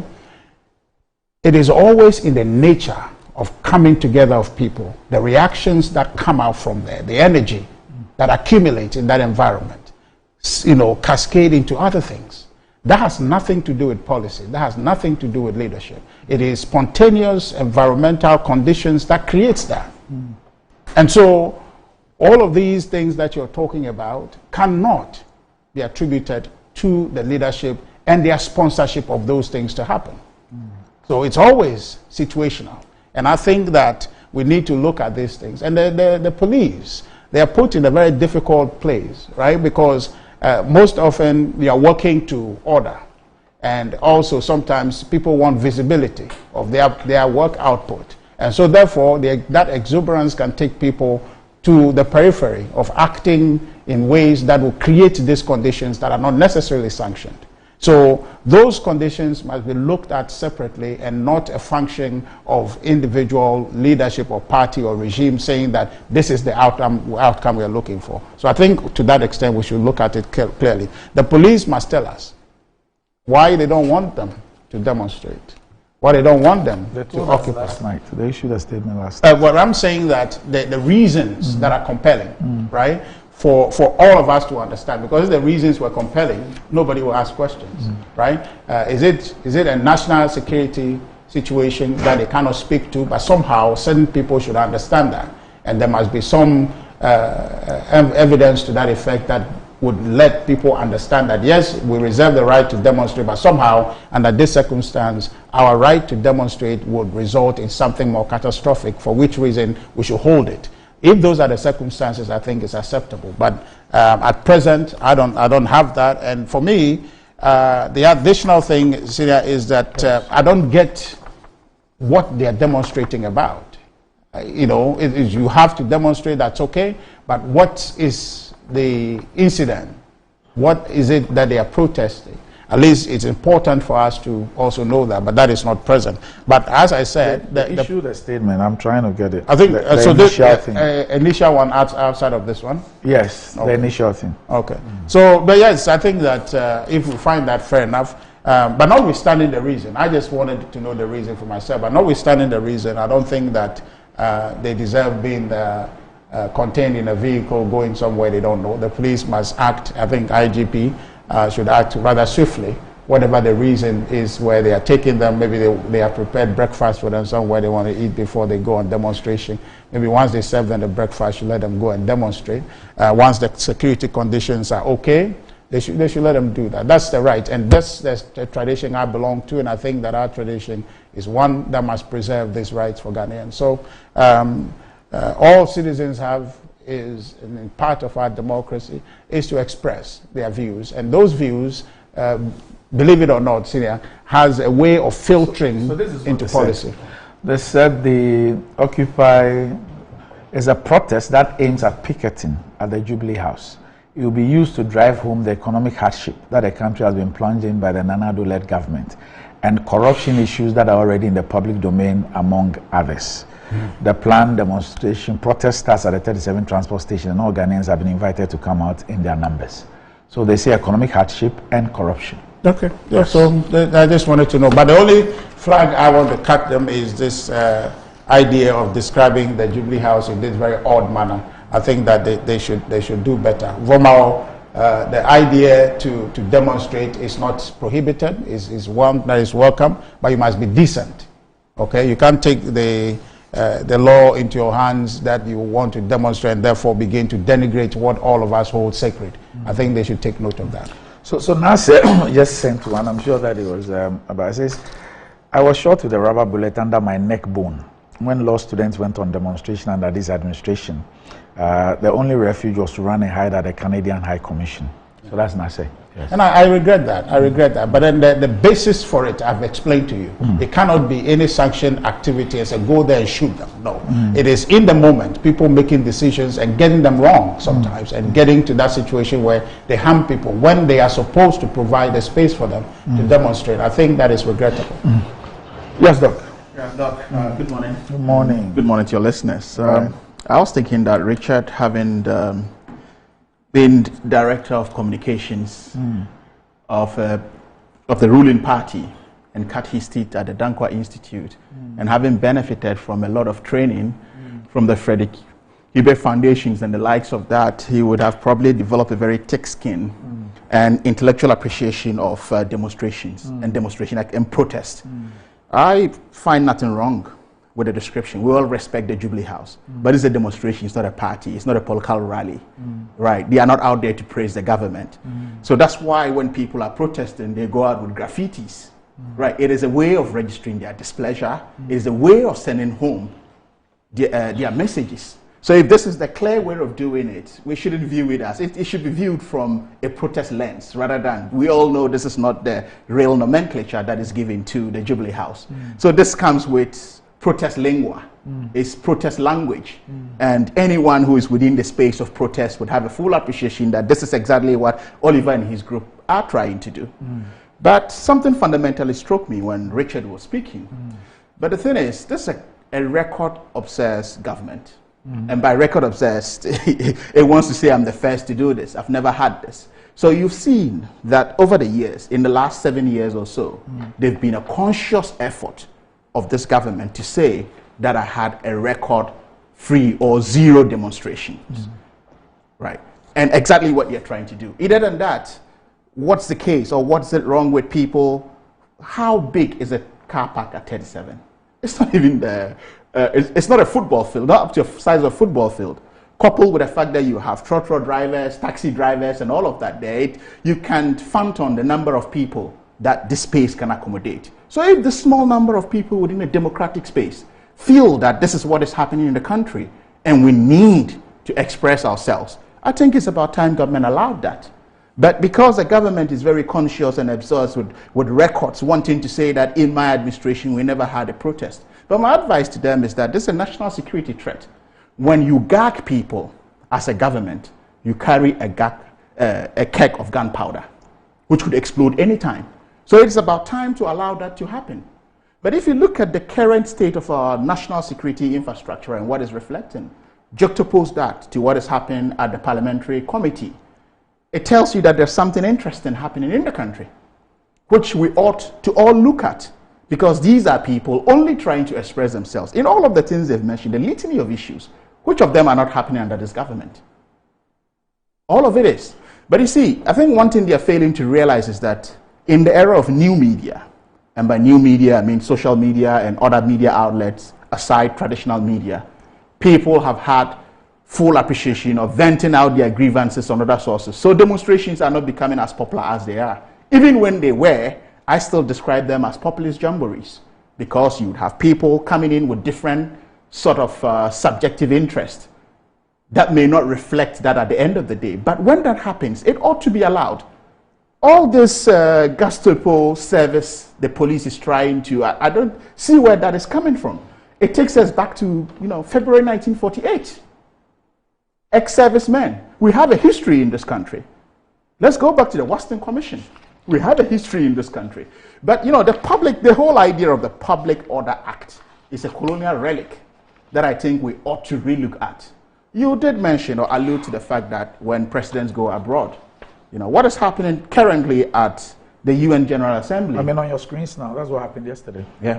What is happening currently at the UN headquarters, right? For me, it's a deja vu. Because right before me at Highgate, at the High Commission in London, I saw them do the same to Mahama, to President Mahama. So it's like a deja vu happening. But in any case, when these things happen in our consulates, high commissions and embassies abroad, by international law and an interpretation and extension of that, that is Ghana. It's Ghanaian soil. Yeah. Why are people not being arrested by the Metropolitan Police? Right. Why is the UN police or security forces not arresting them for trespassing? They've allowed them to express their democratic rights. What is violent about today's protest? Even in terms of numbers, it's the numbers you're scared of. But as I've indicated, the government want to say, look, we've been in power for 8 years, we've not had any protests. That is what they are obsessed with. It's not about stopping people from doing, I think it's about time we allow all of these things. But the exploitation of the Public Order Act by the police is becoming too much, Randy. And I think that it's about time we look at it. But on one breath, Richard is happy to scapegoat the police. And another breath, when it happened under an NDC administration, it is an order of the picture is painted as though it's an order of the NDC government. But when you look at these things, if indeed there's a tradition of the rule of law and the respect of individual rights and citizens and the rights to associations and the likes of that, why are we happening? Or why is all of this happening under this regime? So I think it's about time we relook at all of this. No assumption is being created. That's what is happening, because if you look at expressions that were even made in the recent parliamentary committee, it tells you how interlinked the police is to the government, regardless of what was happening. The revelations gave it all out. More so, Richard might know best, when we have a DI capture within our national security setup, because it became an ideological ground. DIS in Dankwa Institute. Yeah, how do you mean by that? Well, the current BNI boss or security bosses all pass through Dankwa Institute, few months of ideological training, and they are appointed. He may disapprove of that, but that's what happened. I think there are just a couple of them. Yeah, a couple of, but that's a handful, and that's it never happened in the history of our country, Randy. Right, so yeah, even if it's a couple of them, but we have a DI capture. Yeah. And when that happens, they tend to be a reflection of that within the operation. Mind you. So maybe that's the next IGP sitting there. Possibly. Okay. I have to be careful then. I have to be careful then in whatever utterances I'm making, Richard. Am I protected? Can you give assurance? Can you look Ghanaians in the face and assure them that if you become IGP, I'll be safe in this country? Right. Yeah, so you see the interlinkages between, government, the police service, and the security setup, and for that matter, national security. In this case, people sitting behind with security consciousness could have several interpretations. And I think the last thing any government would want to do is to subject its citizens to such interpretations, and more so the international community. Mind you have all of these economic intelligence units and the likes of, they are observing what is happening in the country. Embassies are writing reports. High commissions are writing reports. How do we want to look as far as our record of human rights is concerned on the international landscape? The president, if he's not mounted the podium yet, would be doing so at the UN General Assembly. He did yesterday. Yes. Okay. And he alluded to facts of SDGs and human rights issues and the likes of that. If you're doing that and this is happening in your backyard, I think that's a shame. More so when this is happening, right, we're celebrating Nkrumah to an extent today. And if he were alive, would he be happy to see what is happening? Because he liberated us from independence. Again, you trace back to the Watson Commission, as I did indicate. So you look at all of these colonial relics that we have now captured to use as a potent tool to actually suppress our own citizen. And I think that's most unfortunate. We are not in 1923. We are in 2023. And the government and its security apparatus ought to reflect that. All right. In any case, who sits on the police council? Who chairs it? Yeah. It's the vice president, isn't it? So how do we delink the government from this? He possibly should issue a statement on this and ask them to do the right thing. Well, we'll take a break. We'll actually.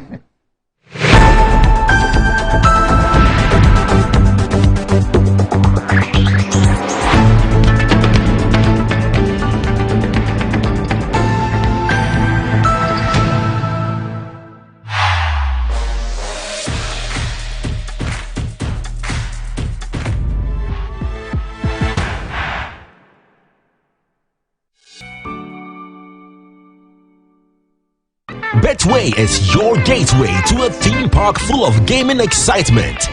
A whirlpool of wonder where your favorite games come to life. Where you can take to the skies with max payouts that reach into the millions. All in the palm of your hand. Visit betway.com.gh. Terms and conditions apply. Betway is regulated by the Gaming Commission of Ghana. No under 18. Bet responsibly. Betway. Bet your way. Enjoy the fruits of your labor, they say, but as humans, aging and physical infirmity stands our way of enjoying our mansions and homes. It often becomes challenging, if not impossible, to use our stairways day in, day out. With portable American pneumatic vacuum elevators, PVs, you are assured of unlimited enjoyment of your mansions and homes. It's a self-supported elevator for vertical movement of humans and goods at homes and offices. The original comes in 3 custom-made models with wheelchair accessibility. Call it luxury, but it's a necessary imperative for vertical mobility. Do not let aging or infirmity limit you. Get one for your easy vertical mobility at home. It's affordable and can be installed in just 3 days without modification to your existing building. It's however easier to incorporate it at the construction stage. We also have traditional Fuji elevators and escalators for your high-rise buildings and malls. Visit Lifts and Elevators Company Limited at Sakumono for your elevators nationwide. For free consultation to call or WhatsApp us on 0200-535-515. Lifts and Elevators, the elevator people. Good afternoon, Mr. Ampedu. Good afternoon, Mr. Asare. How is business doing? My business is collapsing. Why is your business collapsing? I sold my products and services to my clients on credit, and my debtors are not paying their debts. Have you heard of Rosic Consult Limited, a debt recovery company operating in all the 16 regions of Ghana? Not at all. Mr. Ampedu, all you need to do is to contact them on their customer service line. I recommend Rosic Consult Limited, a debt recovery company to financial institutions, businessmen and businesswomen, other companies, and also individuals. Rosic Consult has 98.4% debt recovery rate. We have professional debt recovery management. Cylinder recirculation model, securing your safety, creating more jobs. A message from the National Petroleum Authority under the patronage of the Ministry of Energy. My name is John, and this is my long-time crush, my cookie dipped in strawberry yogurt. On this scorching hot afternoon on our way back from a long job hunt, we met this good Samaritan who offered us 6 weeks later. A special wedding reception for our bride and groom. And there she is, my cookie, dipped in someone else's yogurt. Who holds the moolah, holds the shot. Play game by games, the easiest lottery to play and win. Pick 4 numbers from 0 to 9 up to 3 times daily to become one of our daily lucky winners. Dial *946# to play now, or you can also play online at www.gamepackgames.com. Game Park is regulated by the National Lottery Authority. Who wins the Ultimate Energy Personality of the Year at the 7th edition of your prestigious Ghana Energy Awards? Under the theme, Ghana's Energy Transition Framework, Sector Institutions as Building Block for the 2030 to 2040 target. You can nominate yourself or an institution for categories such as CEO of the Year, Energy Investment Impact Award, Energy Signature Award, Rising Star, Energy Reporter of the Year, and many more. Nominations open until 29th September. Visit www.GhanaEnergyAwards.com or www.graphic.com.gh. For enquiries and sponsorship, call 055-930-0631. Endorsement, validation, industry partners, media partners, Metro TV, Graphic News Plus. Ghana Energy Awards, 7 years of redefining excellence. My son, there's more blessing in giving than receiving. When you fear for you now, and couple the makers in The pneumatological abrasion of the Lord revealed unto me this night that me and my household should go out into the world and bless the world. Makers Electronics Company Limited, up to 67% discount. Our selected appliances.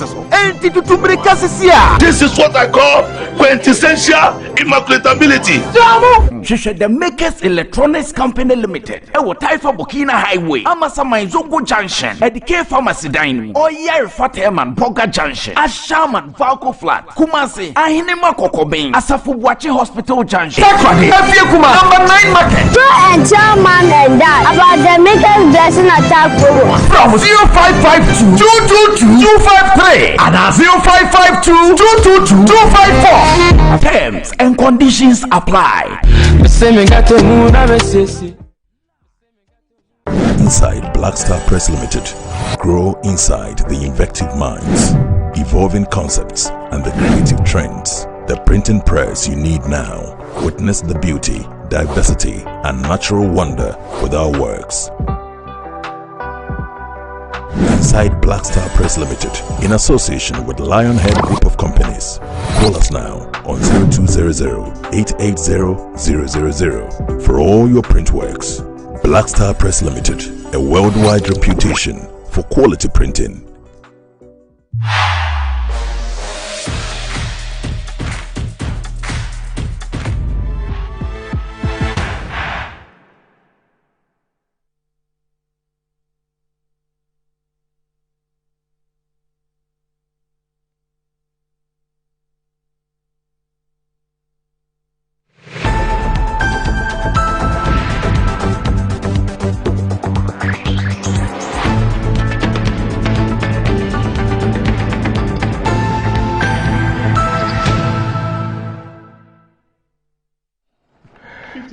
Right, welcome back to the show. If you just joined us, this is Good Morning Ghana, live on Metro TV. We're still here, still with me on the show. I have Oman Penning here with me, the next IGP. I hope I don't get on his blacklist.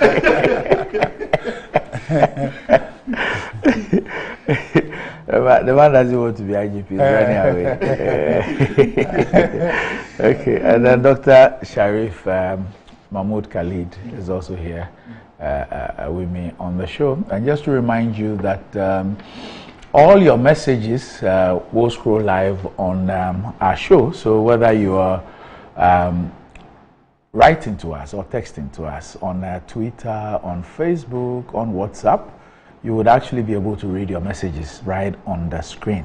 And so that's what we're doing to actually appreciate the time and effort you make in being part of the program and in communicating your views with us as well. And so anytime you send your messages on our social media handles, they will be scrolled live on the show, like what you're seeing now. All right, so the Paramount Chief and elders of the Kwapim traditional area, in partnership with Original TV, Original 91.9 FM and Metro TV, is inviting you to witness the rich culture and excitement at this year's Ojura Festival from Monday the 25th of September to 2nd of October 2023 with the following activities. Path clearing of the route to usher in Ojura as on Monday the 25th of September. Outdooring of the new yam and ushering in Ojura, that's Tuesday the 26th of September. Remembering the departed and visit to stool houses, Wednesday the 27th of September. Grand Debut of the Chiefs and Elders on Friday the 29th of September. Thanksgiving service will be on Sunday the 1st of October, and there's a special pool party and artist performance at Kwesibia Hotel on Monday 2nd October. Join the fun and entertainment at Superb Lounge every evening with your favorite artist, Ifia Medical, Wendy Shea, Bisake De, Kojon Cancer, Wendy, Crime Stage A, and many more. Original TV, Original 91.9 FM and Metro TV are the official media partners of Ojura 2023, and we promise to bring you a comprehensive coverage. Now keep calm and love the number 10. It's been 10 years of grace-filled magic, 10 years of transforming spaces into havens of beauty and functionality, 10 years of grace-filled ventures bringing tens of thousands of dreams into reality. Walk into the showroom of Grace-Filled Ventures and experience the best in swivel chairs that embrace you every turn, a conference table that is the epicenter of your team's creativity, your sleek cabinets and best workstations, and yes, a sofa that calms your body's tens of drudgeries. Visit Grace-Filled Ventures showroom at number 2 John Neowu Street, Kiseman, Accra. It's directly opposite the Kiseman Park. Or you can reach Grace-Filled Ventures on 0501 672 776 or 0501 672 777. And it's still on, and it's the Blessing Attack promo from Makers Electronics Company Limited, where they're giving you up to 67% discount on selected appliances from brands such as Samsung, LG Moved, NASCO, TCL Media, and Toshiba. These are quality but affordable appliances with 2 years manufacturer defect warranty. So visit the showrooms of the Makers Electronics Company Limited at Taifa Burkina Highway, Amasaman Zongo Junction, Raifa Tema Boga Junction, Kaswa New Market, Ashaman Valco Flat, Kumasi Ahenema Kokobin, Takrady Fiekuma number 9 Market. Or you can call them on 055-222-2253 or 055-222-2254. The Makers Electronics Company Limited, large and in charge with quality but affordable home appliances and consumer electronics. Terms and conditions apply. And are you desperate in getting a toothpaste that will take care of all the family and save money? The recommended family toothpaste is KEL 360 toothpaste, approved by the Food and Drugs Authority. KEL 360 toothpaste provides you and your family with an all-round dental protection throughout the day with freshness. KEL 360 toothpaste is good for kids, children, and adults. Let your family be a proud family when they step out by constantly using KEL 360 toothpaste. KEL 360 toothpaste brightens your teeth, prevents cavity, and with its cool mint gives you fresh breath throughout the day and protects the gum from decaying.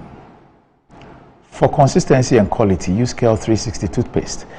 It's another product from Samurai Company Limited, producers of Sasu, available in all supermarkets, malls, and provision shops. Call Samurai Company on 024-686-4798. KEL 360 toothpaste, happy smile. And what does wealth mean to you? Do you want to live like a tycoon? Remember who's got a molar, got the power. Ghana's newest lottery game draws live on Adom TV at 9 a.m., 12 noon, and 6 p.m. daily. Now pick up your phones, tablets, and computers and download the Game Pack Games app on Play Store. You can also play on their website www.gamepackgames.com or by dialing *946# on all networks. Just choose 4 numbers from 0 to 9. It's easy to play and easy to win. Charlie, make we play this game and make some moolah. Nobody beats our odds in Ghana. Game Pack Games, more moolah, more power. This game is regulated by the National Lottery Authority and is not for persons under the age of 18. Play responsibly. Right. So, the limited registration exercise is ongoing, despite the injunction, and yesterday the Tema High Court actually granted the lawyers for the plaintiff the order for substituted service. So they are supposed to paste the what was that? That was the contempt on the walls of the Electoral Commission, and that will be it. Okay, so the same Electoral Commission that when it was supervising the NDC presidential primaries as perhaps a private job because they charge for it. Yes, they said that once they have been notified of court processes for an injunction, they will not be able to supervise that election. At that time, they had even taken 50% of the money from the NDC. Yet, the commissioner can tell us that yes, they were notified of. It's come to your attention that there is an injunction, but they've still gone ahead, and they're still going ahead with what they're doing. But like they say on the street, Ghana we day. All right. So a lot of issues have come up, but there's this one which I find a bit interesting. You see that in her presser, there was a certain shift of the blame to Parliament, and it had to do with their CI and all that. I have asked which CI supports what the Electoral Commission is doing. I'm yet to see that CI.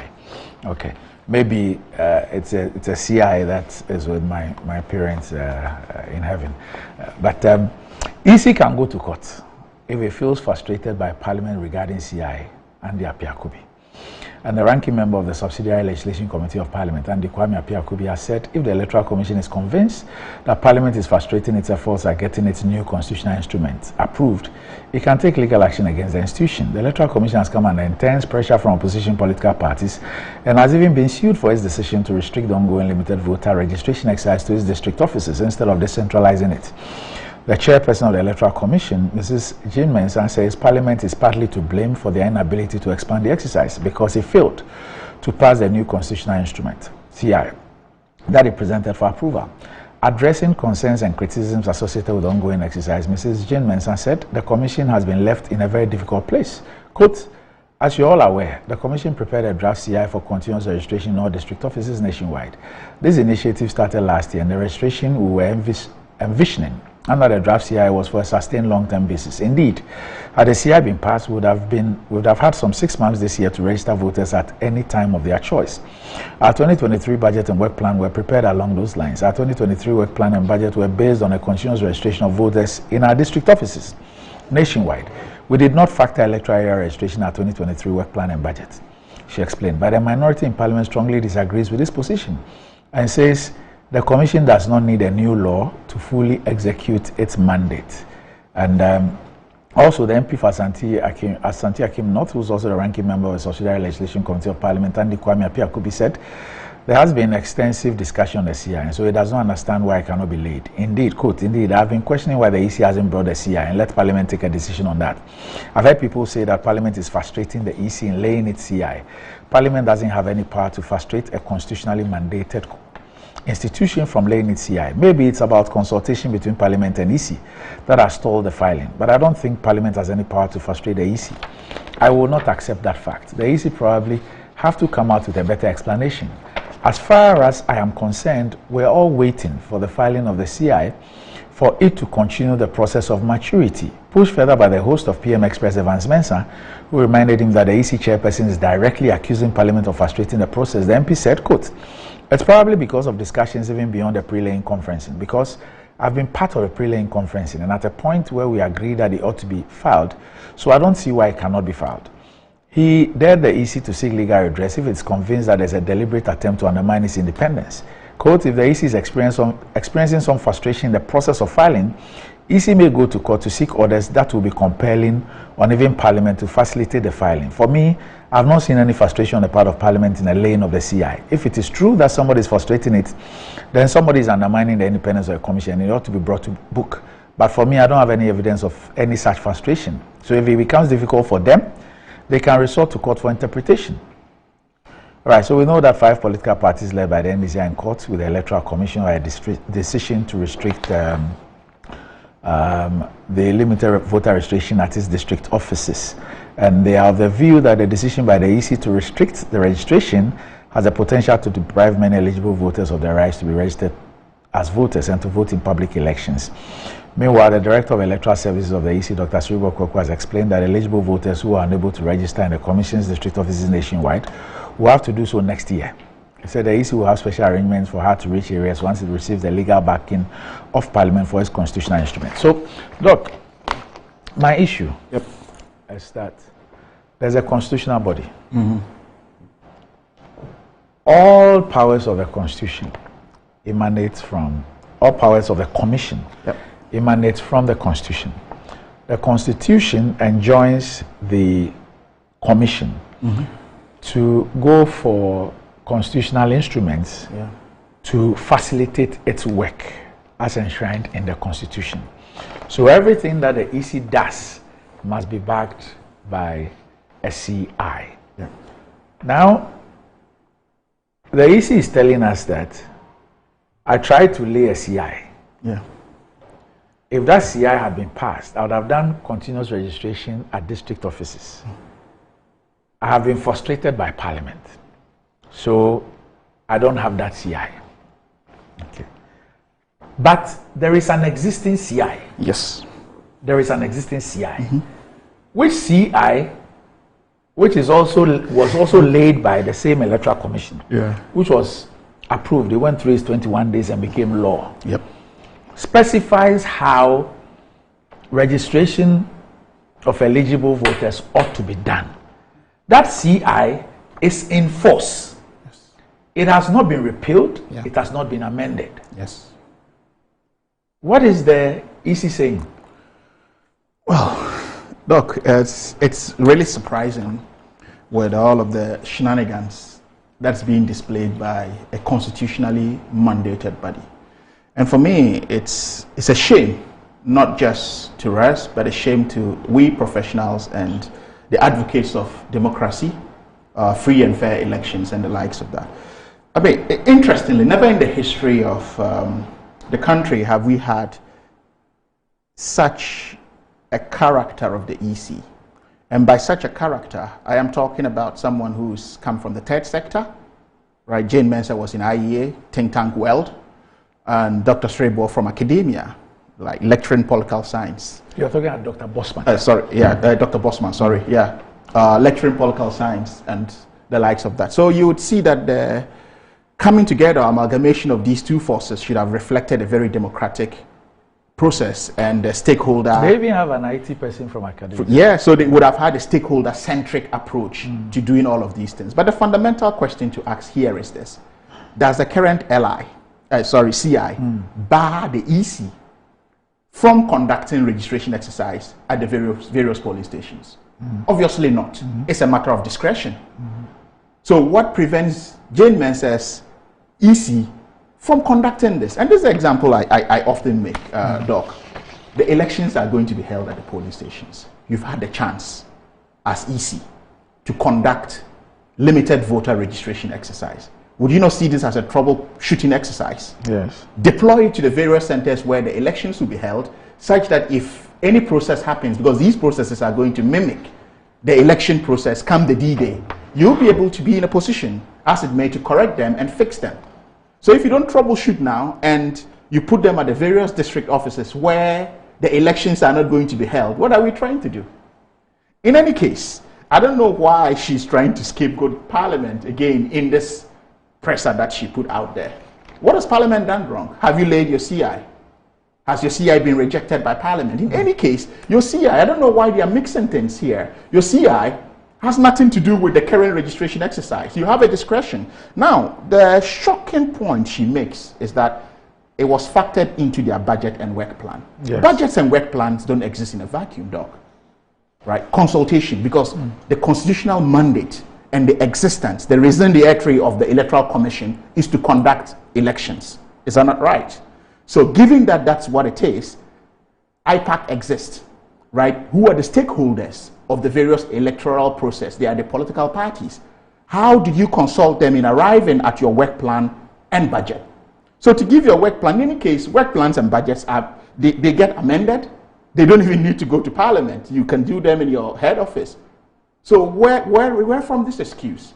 So you see, but Doc, if you look at the whole process, as it may, again, I tie this to, for a woman who has labored, right, much of her professional career, trying to empower democracies, calling for free speech, right, inviting academia and civil society, legal practitioners to the IEA and politicians to debate and embrace and empower citizens throughout the democratic process, to be given the power with a constitutional mandate to now turn out to be a constitutional tyrant in a way, then I find it most unfortunate. Look at what, for instance, let's tie this to the debate. The vision of the IEA is what?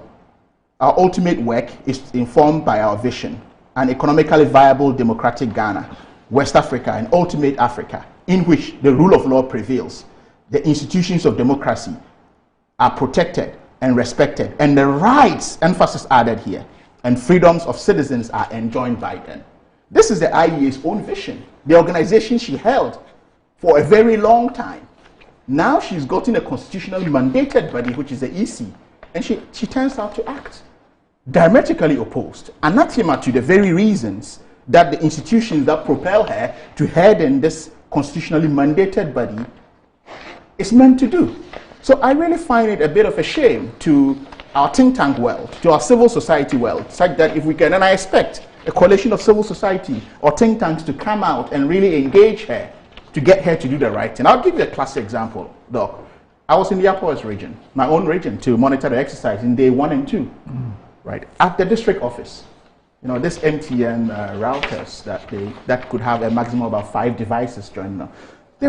So I was teasing the chaps there that, oh, come on, look at how, you know, heavy your equipment are, like military gear, and your internet access doesn't, you know, commensurate to the kind of military wear that you're using in the registration of this exercise, and we laughed over it. So logistically, there's an issue here. Whilst there, the lights went off about 5 times, on and off. Right. There's a community in the West Central constituency called Siriri, right? To move from Siriri to the district office in Nakore, it's more than 90 kilometers. And the roads are deplorable. It's a rainy season. They have to be in their farms. And these are kids that have just turned 18. So means is an important thing here. So the means to even get to the registration center. Again, you go to the Wa East constituency where they are clustered into 2 broad electoral zones of Bulenge and where it's currently happening, which is,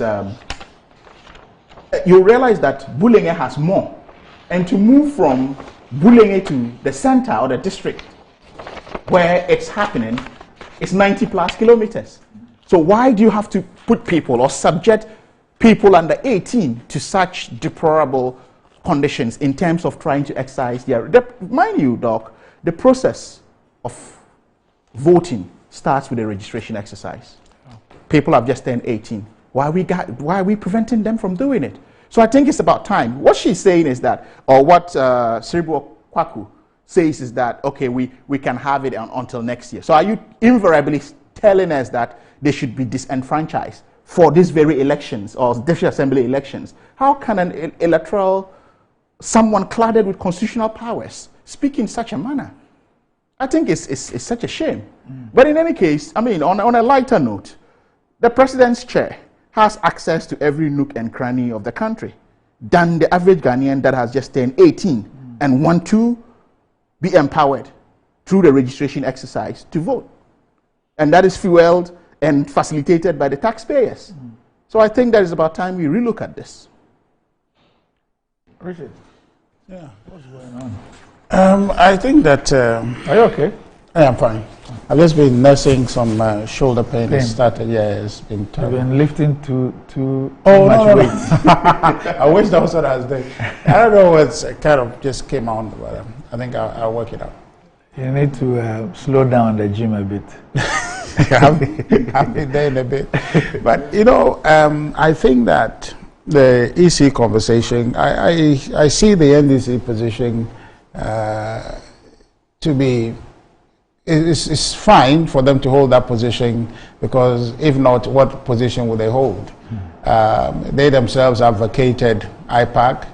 They are trying to rationalize that. I think I heard one of the officers yesterday trying to rationalize it to say that because when they advise, the EC doesn't take it. So therefore they close shop and they won't come to IPAC where critical conversations are had. So I think that is a deficiency, part of the process, and why we're here to some extent. But the general issue of the injunction that is being put on the EC, I think that that will work itself out. For me, the defense they are putting up is to say that they didn't see the process was not served to them prior to the commencement of the process.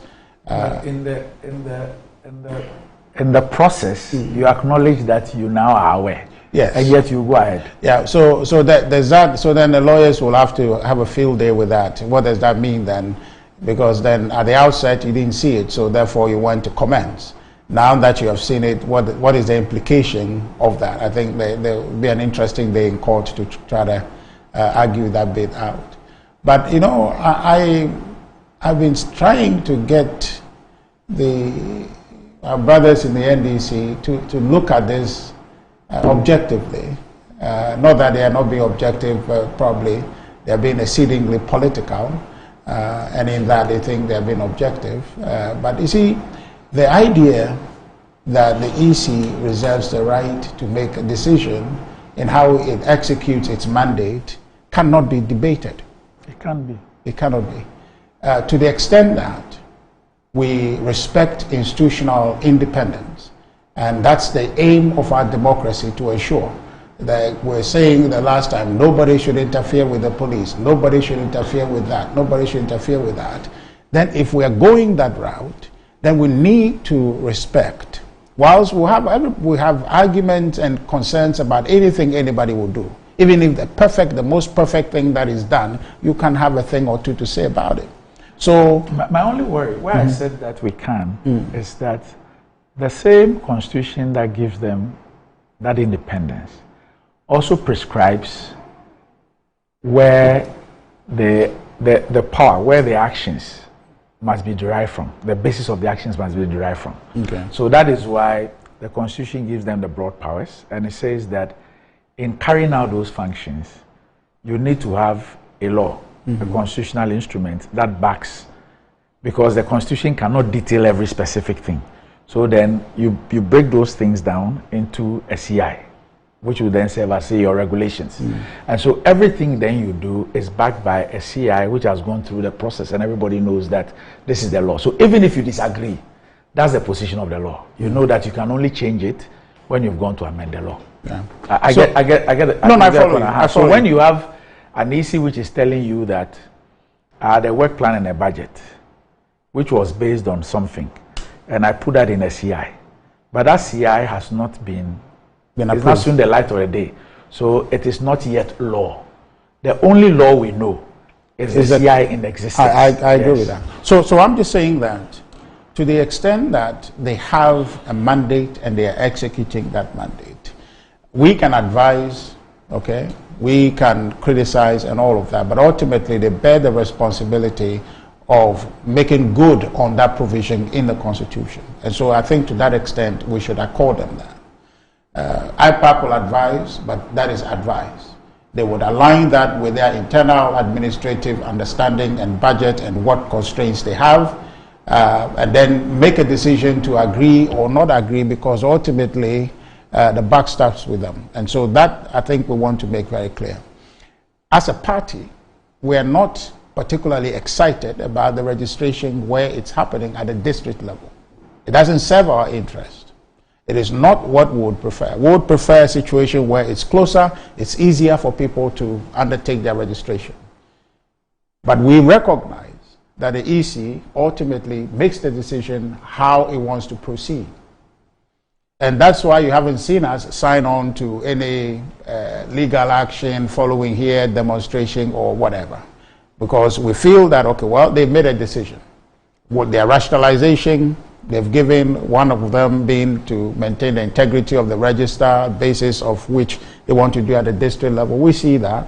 What our responsibility is as a political party is to engage the process. How then do we mobilize people who need our support to register? And that's what we've committed our energies to. And I think... Richard, you're not worried, two things. You're not worried about the fact that the EC derives its independence from the law. Yes. And therefore, in asserting the same independence, it must be seen to be acting in accordance with the law, right, both in spirit and letter. Right. And two, that your party being part of IPAC, you have not left IPAC, right, you're still there. And we all recollect that the very next day after Mrs. Jane Mensah announced this particular thing, the members of IPAC, the parties that were there, I think minus the MPP, but I even heard an MPP official speak, the initial stage, right, complain about the fact that, look, they called a meeting. We attended the meeting. They told us this is what they intended doing. We expressed our reservations and gave them reasons why. They said, okay, they were going to get back to us. They would go and deliberate and get back to us, because the commissioner herself was not part of, the chairperson was not part of that meeting. The next thing we hear is that they have announced, without getting back to us.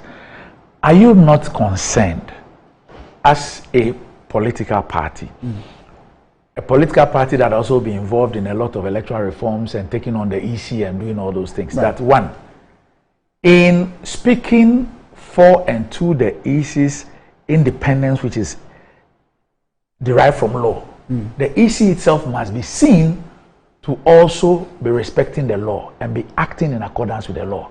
And two, that it cannot be treating stakeholders, especially at the level of IPAC, over such a key and central issue as far as the sanctity of the election and votes are concerned, the way it has done. Yeah, I'm not opposed to that at all, and there's no disagreement on that matter. But what the principle are trying to establish is that, yes, so when all is said and done, the EC is the one to make the decision, okay, having taken all the inputs. And so our position is that they have taken that position. We ourselves are not happy, and I think I stated that. But be it as it may that they've gone to make the decision, what next for us is to engage the process and get the registrations done. And so we've been engaging that process. And I think that we have some ideas to recommend for the EC, because I've been monitoring in the Volta region the first 6 days of the registration, and I found that there's a bit that the EC needs to put in to ensure that, having decided to do it at a district level that is putting a burden on the people, it needs to come through with some changes to the way the registrations are done at the centers, to accommodate and to be sensitive to the struggles of Ghanaians who have gone there to register. When you go to most of these stations or registration centers, there's a lot of people who are packed there, and they wait from morning till late. And a good number of them, and all the centers that I've visited, there isn't a day that they don't have people spilling over, okay, or people being at the station, but then they couldn't just register them and they turn them away to come the following day. I'm told that with this exercise, unlike voting, where if you are in the queue by 5, you will still be allowed to vote. With this one, once it is 5, the system shuts down. Yes, so that's it, the online bit, but then the offline is still available. But then they stop at 6 o'clock. 6 p.m. 6 p.m. because of daylight for the pictures and all that. But then the online system goes off, and then they can do the offline bit. Now they need to be creative about this, all right? And I think that this is a smart regime for them to be able to say that, okay, well, we have created this. Ghanaians are indulging us to do it, however painful. But then once somebody comes to the center and happens to be a spillover to tomorrow, if the person doesn't show up tomorrow, the burden is on EC to make sure that person gets the access to be on the register. Because for me, the person has indicated that I want to be on the register. The only limitation is that EC could not register him on that day. And so a situation where we would want the people to go home and come. If you don't come, then you are lost in the distance of coming back and not being able to come. I don't think that is tenable. It is affecting people's opportunity to be on the voters register. If you can say that as an inevitable disenfranchisement, but I don't see it as an intentional disenfranchisement. But if you don't give them the occasion, I think that inadvertently you'll be disenfranchising people, and I think that the EC must pay attention to that. It's not something they can ignore. They have machines. They should tell us they don't, because if they were going to do it at the electoral area level, the machines they were going to deploy is not what they have deployed now. They have more to deploy, and they are there. And so why are they not deploying those machines? Why are they creating a situation where people are going back home? And I know a number of people who would not return because they're taking a special exception from wherever they work or school. Exactly, to go. So my thinking is that they should come up with a plan that once you show up, and you don't leave before we close, and you are there and we close, for us, we can't register you and you go home, there must be a way to capture them, either to get their data, and then after the process, give them occasion where they can go and register, because you can't deny people like that. I've seen the trouble people have gone through to get there. So do you not solve this situation by simply decentralizing it a bit? I'm not saying that. So let me give you an example. And I've said this many times. If you use the era of biometric registration, which is 2012, so we leave out pre-2012, from 2012, we've had 3 major limited registration exercises. For the first 2, one was under Dr. Farijan and the other under Mrs. Charlotte Osei. It was done at 6,000 area, so that was electoral area based. Then the 2019 one, which is the last time we had a limited registration exercise, was by the Mrs. Jimensa EC. That was done at 1,500 centers. Right. Yes. Now in 2023, when we have not done 2021, 2022, we decided we'll do at 268. And even with this 1,500 centers, it was not even just one machine to one center. There were some centers that had more than one machine. Right. Yes. And so how did we expect, with all the data from the Ghana Statistical Service and all that, how did we expect that we'll be able to do something at 268 places and let it be convenient for everybody, at least those who make the effort? As you're speaking now, you are not even speaking to those who have not made the effort because they don't see they just how don't, they can do it. They can do it. You are even talking about those who have decided to make the effort. Yes. And yet, even in making the effort, this is how frustrating it's become. That one we can't gloss over it. I think that the EC should come up with a creative way to try and capture those people. It was this registration center, I think, in Kpando. I spoke to the district director, and she indicated to me what they are doing there. And I think that it's something that needs to be given some force. They would take their numbers. Some places they will give them cheats or give them numbers that when they come, you're first in line, second in line, that order. But what they are doing there, she told me that they take their names, and filled a certain form for them. So when they come the following day, it's easy to carry through the process. Then they just do the rest. I'm saying that you can actually even enhance that and say that once that person is there at the end of the day, you take all the information that you have to take. If you have to take their bio or whatever, but you take that form. If the person doesn't show up tomorrow, it is captured that the person tried to register. So you afford them the opportunity to register at the earliest convenience when they show up. If the process ends, people like that on a certain roster that have decided to come and then you are not able to register them, if they don't show up until the end of the process, you find a way to capture them. You close the process, but then allow them the occasion to get registered. If you don't do that, inevitably you are disenfranchising those people because they have shown the willingness, the commitment to want to be on the voters register, but you are not able or were not able to register them. And the second proposition I think we need to look at the EC is just a plain common sense recommendation to say that where are all those machines? Deploy them. There are instances where I'm told that you go to places that they have backup machines sitting there, and people are sitting to be registered. What is the use of a backup when you have a backlog of people? Yes. So deploy the thing and have people register. I don't get this thinking. So the idea is that you want to maintain the integrity of the register. That's good. So you want to bring people from where it is close to them, you can monitor. So you bring them to a center where you can watch them. So do so efficiently at where you have caused them to come. And that for me is where we have gotten to, and the EC cannot evade this responsibility to ensure that people who have shown up, and we can verify them from a central location, be given the efficient service they deserve. And I think that that's what we have to do. And that's really my disagreement with the NDC, that you are making yesterday's argument today. Where we are now is that the EC has agreed or had decided this is how they are proceeding. How do we make this the solution? Okay, because that's what we've got before us. How do we make this the solution, make it work for us, make it achieve the objective? And learning from this, tomorrow if they try, we say no. So don't you think that, I think you get what the point I'm making. Don't you think that the issues that you raise here are the very issues that your party and the other political parties raised with the EC when the EC met them and told them of this plan? Right. Because these are parties that have been associated with this thing for decades.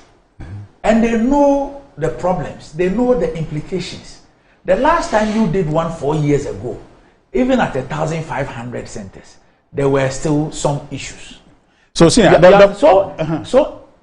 EC that acts in such an intransigent manner, an EC that is not prepared to listen to even people that they call stakeholders and partners. An EC that is not prepared to act according to the dictates of the law that should guide its own operations. No, I agree with you. See, I see the pain. I think that what I'm saying is that the EC, let's not pretend that it has institutional capacity. Yes. So over the time, yes. Oh, so they yes. have. Oh, So there are yes. people there who have been there. Oh, so yes. they also are aware Yes. of what Yes, the yes, challenges yes. are. Yes. But what I don't want us to do is to single out the EC and bastardize it. Because they have, at the end of the day, they have made the decision. It is theirs to make the decision. It is ours to participate. We can advise. But it's you also see, theirs. so We let's, should also let them know. I This is agree. the point I make. We should let them know that they are not making anybody a favor.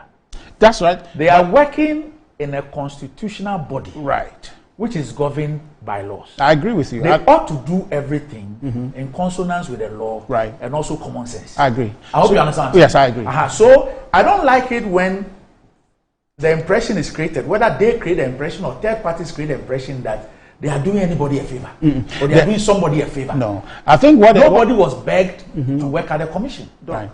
Let him finish. So I think that what we need to recognize with that, and I am in agreement with you, but you see, they have a job to do, right? And they in their thinking, they are doing their very best. We can disagree with it, but in the meantime, that for them, in their best judgment, the best way to proceed to be able to achieve the end they have set themselves, which is to achieve a certain register integrity. So that extent, we can disagree but cannot take that right from them. Yeah. So having made that decision, I'm saying that they need now to assure us and provide the facilitation for those who want to register and have gone through the regime they have established to be able to register. Now, subsequently, when another EC or this same EC tells us tomorrow that they want to do registration at the district level, we will then now have evidence of the experience to tell them that that's not a wise decision to do. The last time you tried it, the last time somebody tried it, these were the challenges. How are you prepared to address these challenges that were experienced back then? If you can't show us how you're going to do it, then it cannot be a sound position. And at that point then, we'll be on firm grounds to then oppose it.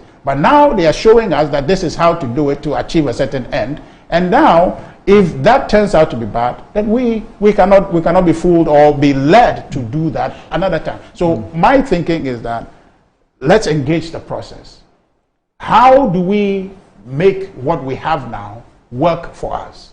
And leave yesterday's conversation of change it, do it this way to be what it is. And we can leverage that another time. But for now, how do we support the EC, share ideas on how they can make the registration now efficient and get everybody who wants to register registered. Right. Doc, you want to say something? Yeah, Doc, what I'm just trying to say is that we're not bastardizing the EC.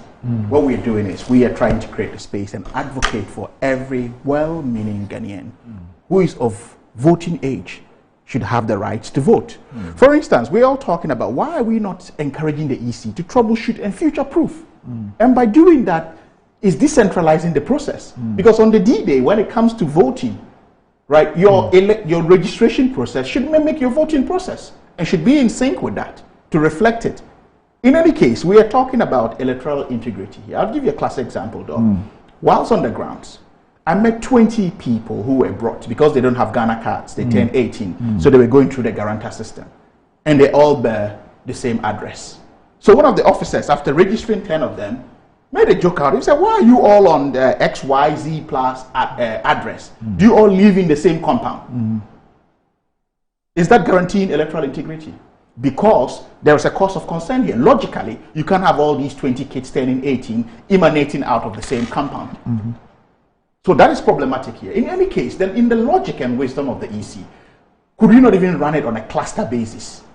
Right? What is the current population based on the recent census of how many, or the number of people that have turned 18?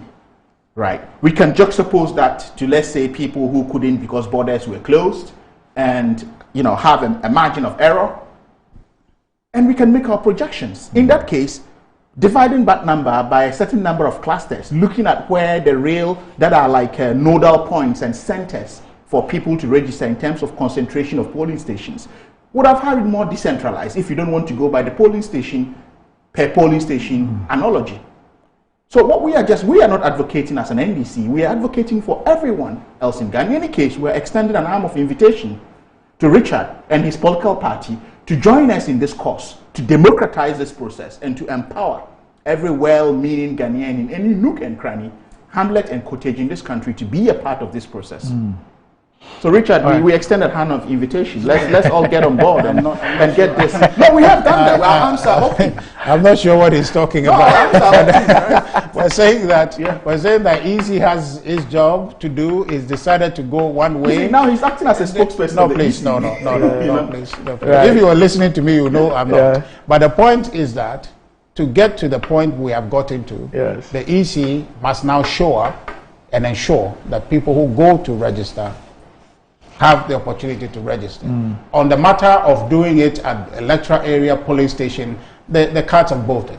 What we want now is to ensure that they've done an efficient job so everybody get registered. Tomorrow, they can't get us to commit to that arrangement again. That for me is a lesson we draw from this. Okay, all right. So, Marco Jobuafu has an interesting perspective to this word. He says that looks like the AC do not have the budget to employ other people for the registration exercise, aside their own staff in the various districts. Deploying more machines will mean getting more people employed to do the job. They bank their hopes on the new CI, which is yet to be passed by Parliament. That would have provided more funds for the registration exercise. Okay. So okay, Mark, the last part of your thing is not whatever they took there was approved for them. So it's interesting that Parliament must really work, and I think there's also a sticky point to do with the political parties agreeing on the modalities for the continuous registration. So that must be dealt with expressly to open the floodgate for people to register, so we won't have to deal with these things going forward. If we have to on a minimal level. If the EC stops engaging them the way it did, I'm sure that the political parties will have a lot more confidence and hope in the process of stakeholder engagements with them. Well, this is a good time to call the NDC to revise their position on IPAC. Go there and have the issues addressed. Nobody sacked them. They sacked themselves. There's this story about police officer who took a bribe. I sacked myself. Doc, fundamental question. Why do we always make electoral processes in this country a do or die affair? Why? In certain jurisdictions. Maybe is this guy coming from Mass? I'm just saying coming from Mass. In your days in America, is that how you struggle to register? But you are talking about this country. Good practices go. All right. So let's just do this before we go. Today is the birthday of Mrs. Liz Heffron Asari, a very, very senior journalist who is also on the Right to Information Commission. So, and the only female senior member of the coffee shop, Laboni. So, Mrs. Liz Heffron Asari, happy birthday to you. You share a birthday with Dr. Kwame Nkrumah. It's also the birthday of two of our ardent viewers, David Edu and Malika Dama. Happy birthday to you, David Edu and Malika Dama as well. Gentlemen, thanks for joining me. Thank and you. Happy Kwame Nkrumah Memorial Day. Thank you. Up next, GMG Trends.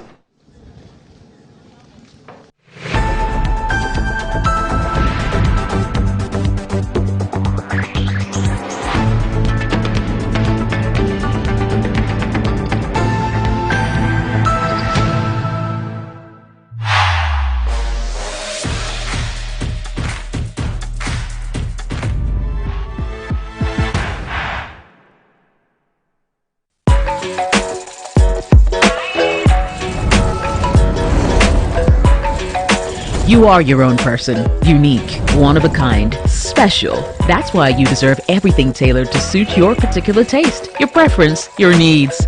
Just like MTN Just For You. You can get customized offers tailored to who you are. Dial *141# or use the MyMTN app to get to choose from a variety of offers made just for you.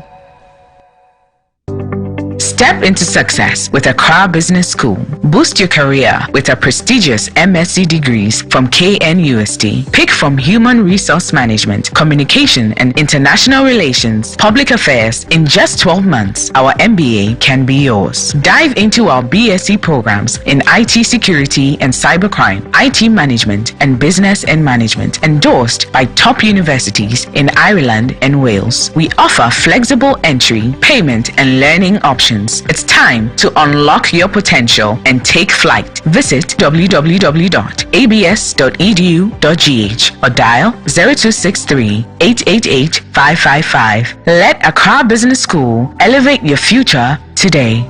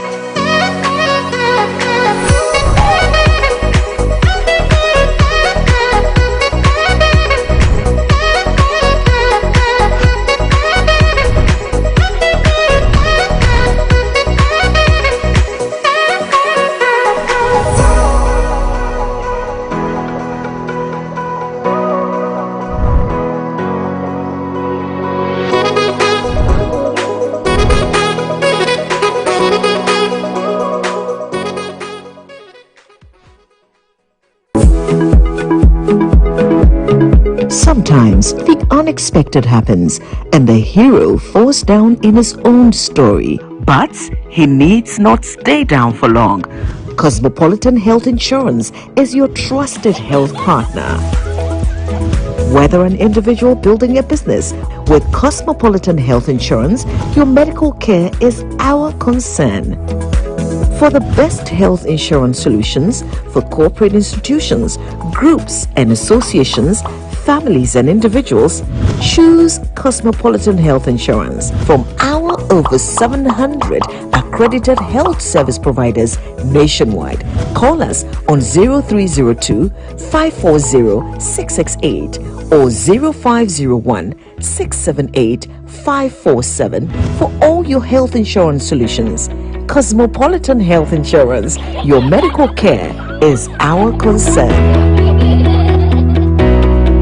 To help meet your business and private printing needs successfully, we have just the right products and services. At Appointed Time Printing Limited, we specialize in digital printing, offset printing, packaging and security printing. Our innovative designs and complete professional touch on our print products such as posters, flyers, brochures, magazines, poll cards and any other print solution of your choice ensure that our customers are are always happily connected to their audience. With our security printing section, our clients are assured of a highly secured and confidential work process from start to finish. At a point in time, our prices are very, very competitive. Locate us at the old GNTC building near Swansea Shopping Arcade, Accra. Contact us on 0501 454165, 0501 454167.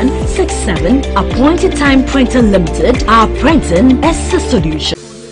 Yamawakwaba the button Nadum Auto Fix and Accessories. Ahadie e bano KSC near Wakadia. Ubenya biwaha. Kabian in the house, any new here. Yansu ye were winning before, or best son ye amount.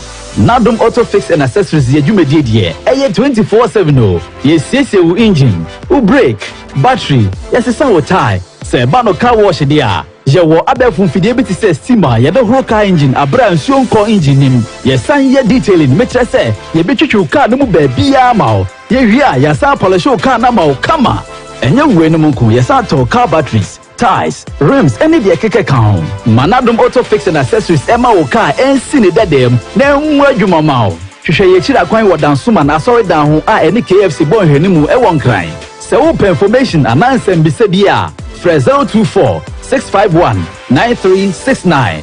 Nadum Auto Fix and Accessories. My son, there's more blessing in giving than receiving. When you fear for and Kobo the makers in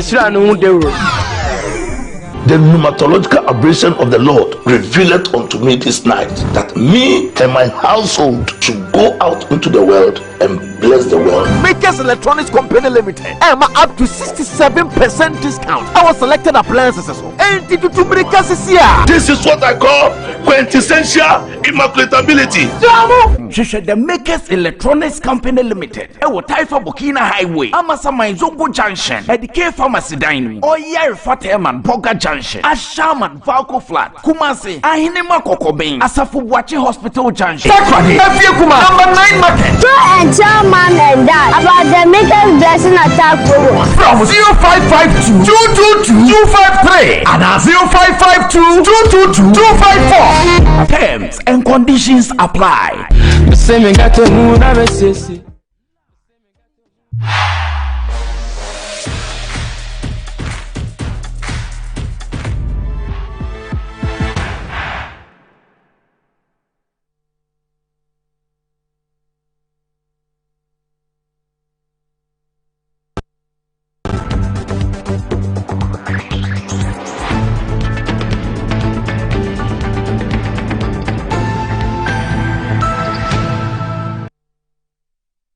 Welcome back to the show. In case you just joined us, this is the holiday edition of Good Morning Ghana, and it's time to check out what is trending on social media with Desi, the star boy. Desi, look, why are you in black? We are mourning with Nkrumah. You are mourning? With Nkrumah. You are mourning the man on his birthday. That's why it was supposed to be a celebration, but the way things are good, they black with the mourn that. So they are helping you. You are part of the demonstrators. They are here. Okay. But me, I don't want breakfast yet. So you want to, since they have picked them there, then you have to meet them at the police cell and join them. They enjoy them for the breakfast. Which breakfast? Which one? What's funny? Which breakfast?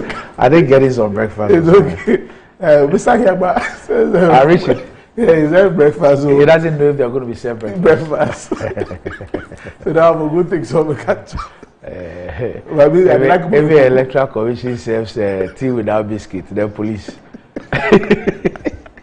Anyway, that's the trends of the holiday. Kwame Nkrumah, of course, we are celebrating a huge person, an icon who was born 114 years ago in 1909. But this one, Nanaya told you something. When you check Google, his date of birth is 10th October.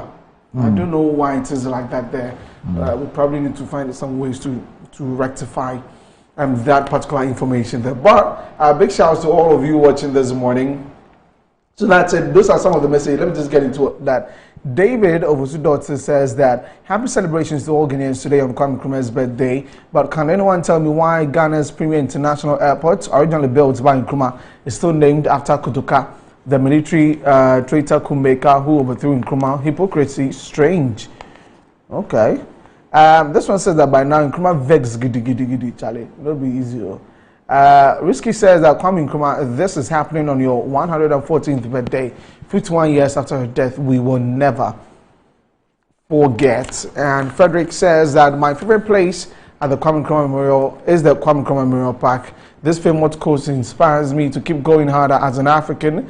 Find time and visit the Kwame Nkrumah Memorial Park. Of course, it's a very beautiful place, so you can go there also on this holiday. And this one says that happy birthday to Kwame Nkrumah, the greatest of all time. Yeah, so we're celebrating nostalgia for Dr. Kwame Nkrumah. This one says that the way I'm livid, my BP is out of the roof. Okay, so we'll talk about that later. But of course, some of your comments have come in on YouTube, and let me acknowledge our YouTube viewers on Good Morning Ghana page on YouTube. Thank you so much for always watching. The messages are a lot there. Thank you on Facebook also, and on Twitter and via WhatsApp platform also. So that's it about aside for Dr. Kwame Nkrumah's birthday. But you know, today 21st, it was coming hashtag Occupy Jilobi House. And earlier I saw that Vanessa brought some reports on the grounds, but people on social media also sharing their thoughts about what is happening, as we understand that it doesn't look like it will happen because some of the demonstrators have been whisked away, and you're not having people gathering as they were supposed to. So let's take a look at some of the comments this morning about the hashtag Occupy Jilobi House. And okay, this one says that the president's staff do on looking. Hey, hashtag Occupy Jilobi House. That's from Bossy. Nenebi says that today no one can demonstrate at the Jubilee House. Indeed, we have elected a human rights advocate as a president. Okay, and this one says we can sit on Twitter and rant, trend the hashtags, but is that enough? Would it cause any change? Until we unite and strike as a country, they will never take us serious. So that's from Twinlight. This one also says, at this point, the president is behaving like a dictator. No law says police can stop a demonstration. And this one, is an argument like that in the newsroom, and I know on social media it happens. That how is it wrong? Is the police supposed to give an approval that you can go on a demonstration, or you just need to notify them that you are going on a demonstration? You will notify the police. If the police thinks that for example, if it's about the routes, if they think that the routes are problematic, it will have security considerations or traffic and all those things, and they are unable to reason with you, they can go to court. And that's what the police did with That's this one case. part. Okay. And the other part is also when they think that there are some national security implications and all that with the dates, and they try to reason with you to change and all those things. So there are bases upon which the police can go to court and ask for an injunction because they've not been able to reason up with you on those bases. Okay. I hope you understand what I'm saying. Yeah. But if the police goes to court and the police, for example, secures an injunction, it is not for the police to go and enforce the injunction. Okay. Yes, it is for you who served with the injunction to decide to comply or not comply and face the consequences. Unless there's an order from the court asking the police to go ahead and stop you. Stop you. So it's like I've gone to court for an injunction. Okay. To restrain you. The court has granted me the injunction. I've served it on you. Then I go ahead to seek to enforce that injunction. Okay. It is not within my right to do that. Okay. Okay. It is not. Okay. If you decide not to respect the injunction and you go against it, then I will cite you for contempt. Okay. From the court that injuncted you. Yeah. Okay. So, so the Occupy Jilobi House, be like you do your small, but we'll see how that goes. Our team is on the ground. Look, yesterday we just showed showed the demonstration against President Akufo-Addo at the United Nations headquarters. Yeah. In Manhattan yesterday. Yeah. All the leaders in the Fourth Republic, anytime they travel, whether it's Ghana High Commission, Ghana Embassy, United Nations, you see Ghanaians come and demonstrate. I mean, people demonstrate or picket in front of number 10 Downing Street, the White House and all that. Why is it that 66 years after independence, we make things like this? This was happening at the UN headquarters because President Akufo-Addo was going to address the UN yesterday. Yesterday. So that people are allowed, they have vented, they have expressed their whatever, they've shown their placards, they've sung their songs, they've said what they want to say, they finished, they've gone home. They've expressed their rights. And this is not even their country. Okay. So so people want to see this demonstration, so they demonstrate. Yeah. Let's even say that we don't want them to come to the Jubilee House. To the Jubilee House. Can't we cordon off the Jubilee House? Can't we cordon off the Jubilee House? The Ghana Police Service, does it not have the capacity to cordon off the Jubilee House? True. All these dramatic things, send the bus early morning, put them in the bus, they take videos in the thing, they don't even know where they are being sent to. Now we are told that they've been sent to the Greater Accra Regional Headquarters, others come, they are also picked up. And what's all this drama about? The drama. What is all this drama about? Okay, so we'll see what would happen with that. As I mentioned, our team is on the ground. Will bring us all the details with what would happen about the hashtag Occupy Jolobia. So really, that's what's been trending today on social media. The rest of it, football, Champions League football. Yesterday, a certain United, as they will never win a game, playing poorly, lost against Bayern Munich. And for the first time in a long time, the Champions League anthem was played at the Emirates Stadium. Arsenal fans are going crazy. They won by 4-0. It's good for them. We are also preparing for the league, and we'll meet them on the other side. So that's it for the trends today. But let me remind you, Doc, I'm getting messages that people are saying we should go to their hometowns also for the festival, for their festival, for their festivals. So we are going to Akropong next week for the Ojura Festival that will start on Friday, Saturday, Sunday, even on Monday, 1st October. It's actually starting next Monday. No, it starts on Monday. Yes. That's by the traditional council. But you are interested in the entertainment. Yes, but still we are partnering the traditional council for all the activities. From the 25th to the 2nd of October. Yeah, to the 2nd of October. So bring all of that to you live here on Metro TV, Original TV, and also Original 91.9 FM. So stick and stay. I'm sure Damba and let's also call on us. We'll be traveling. So that's it for the trust today, Doc. And let everybody, all our viewers know, sometimes it's painful the way they compose the messages, and most of the messages are very decent. I mean, they compose the messages and we're unable to show those messages on the screen. So for example, if you're on YouTube, you must be there to see. If you're on Facebook, you must be there to see. If you're on Twitter, you must be there to see. WhatsApp, you must be there to see.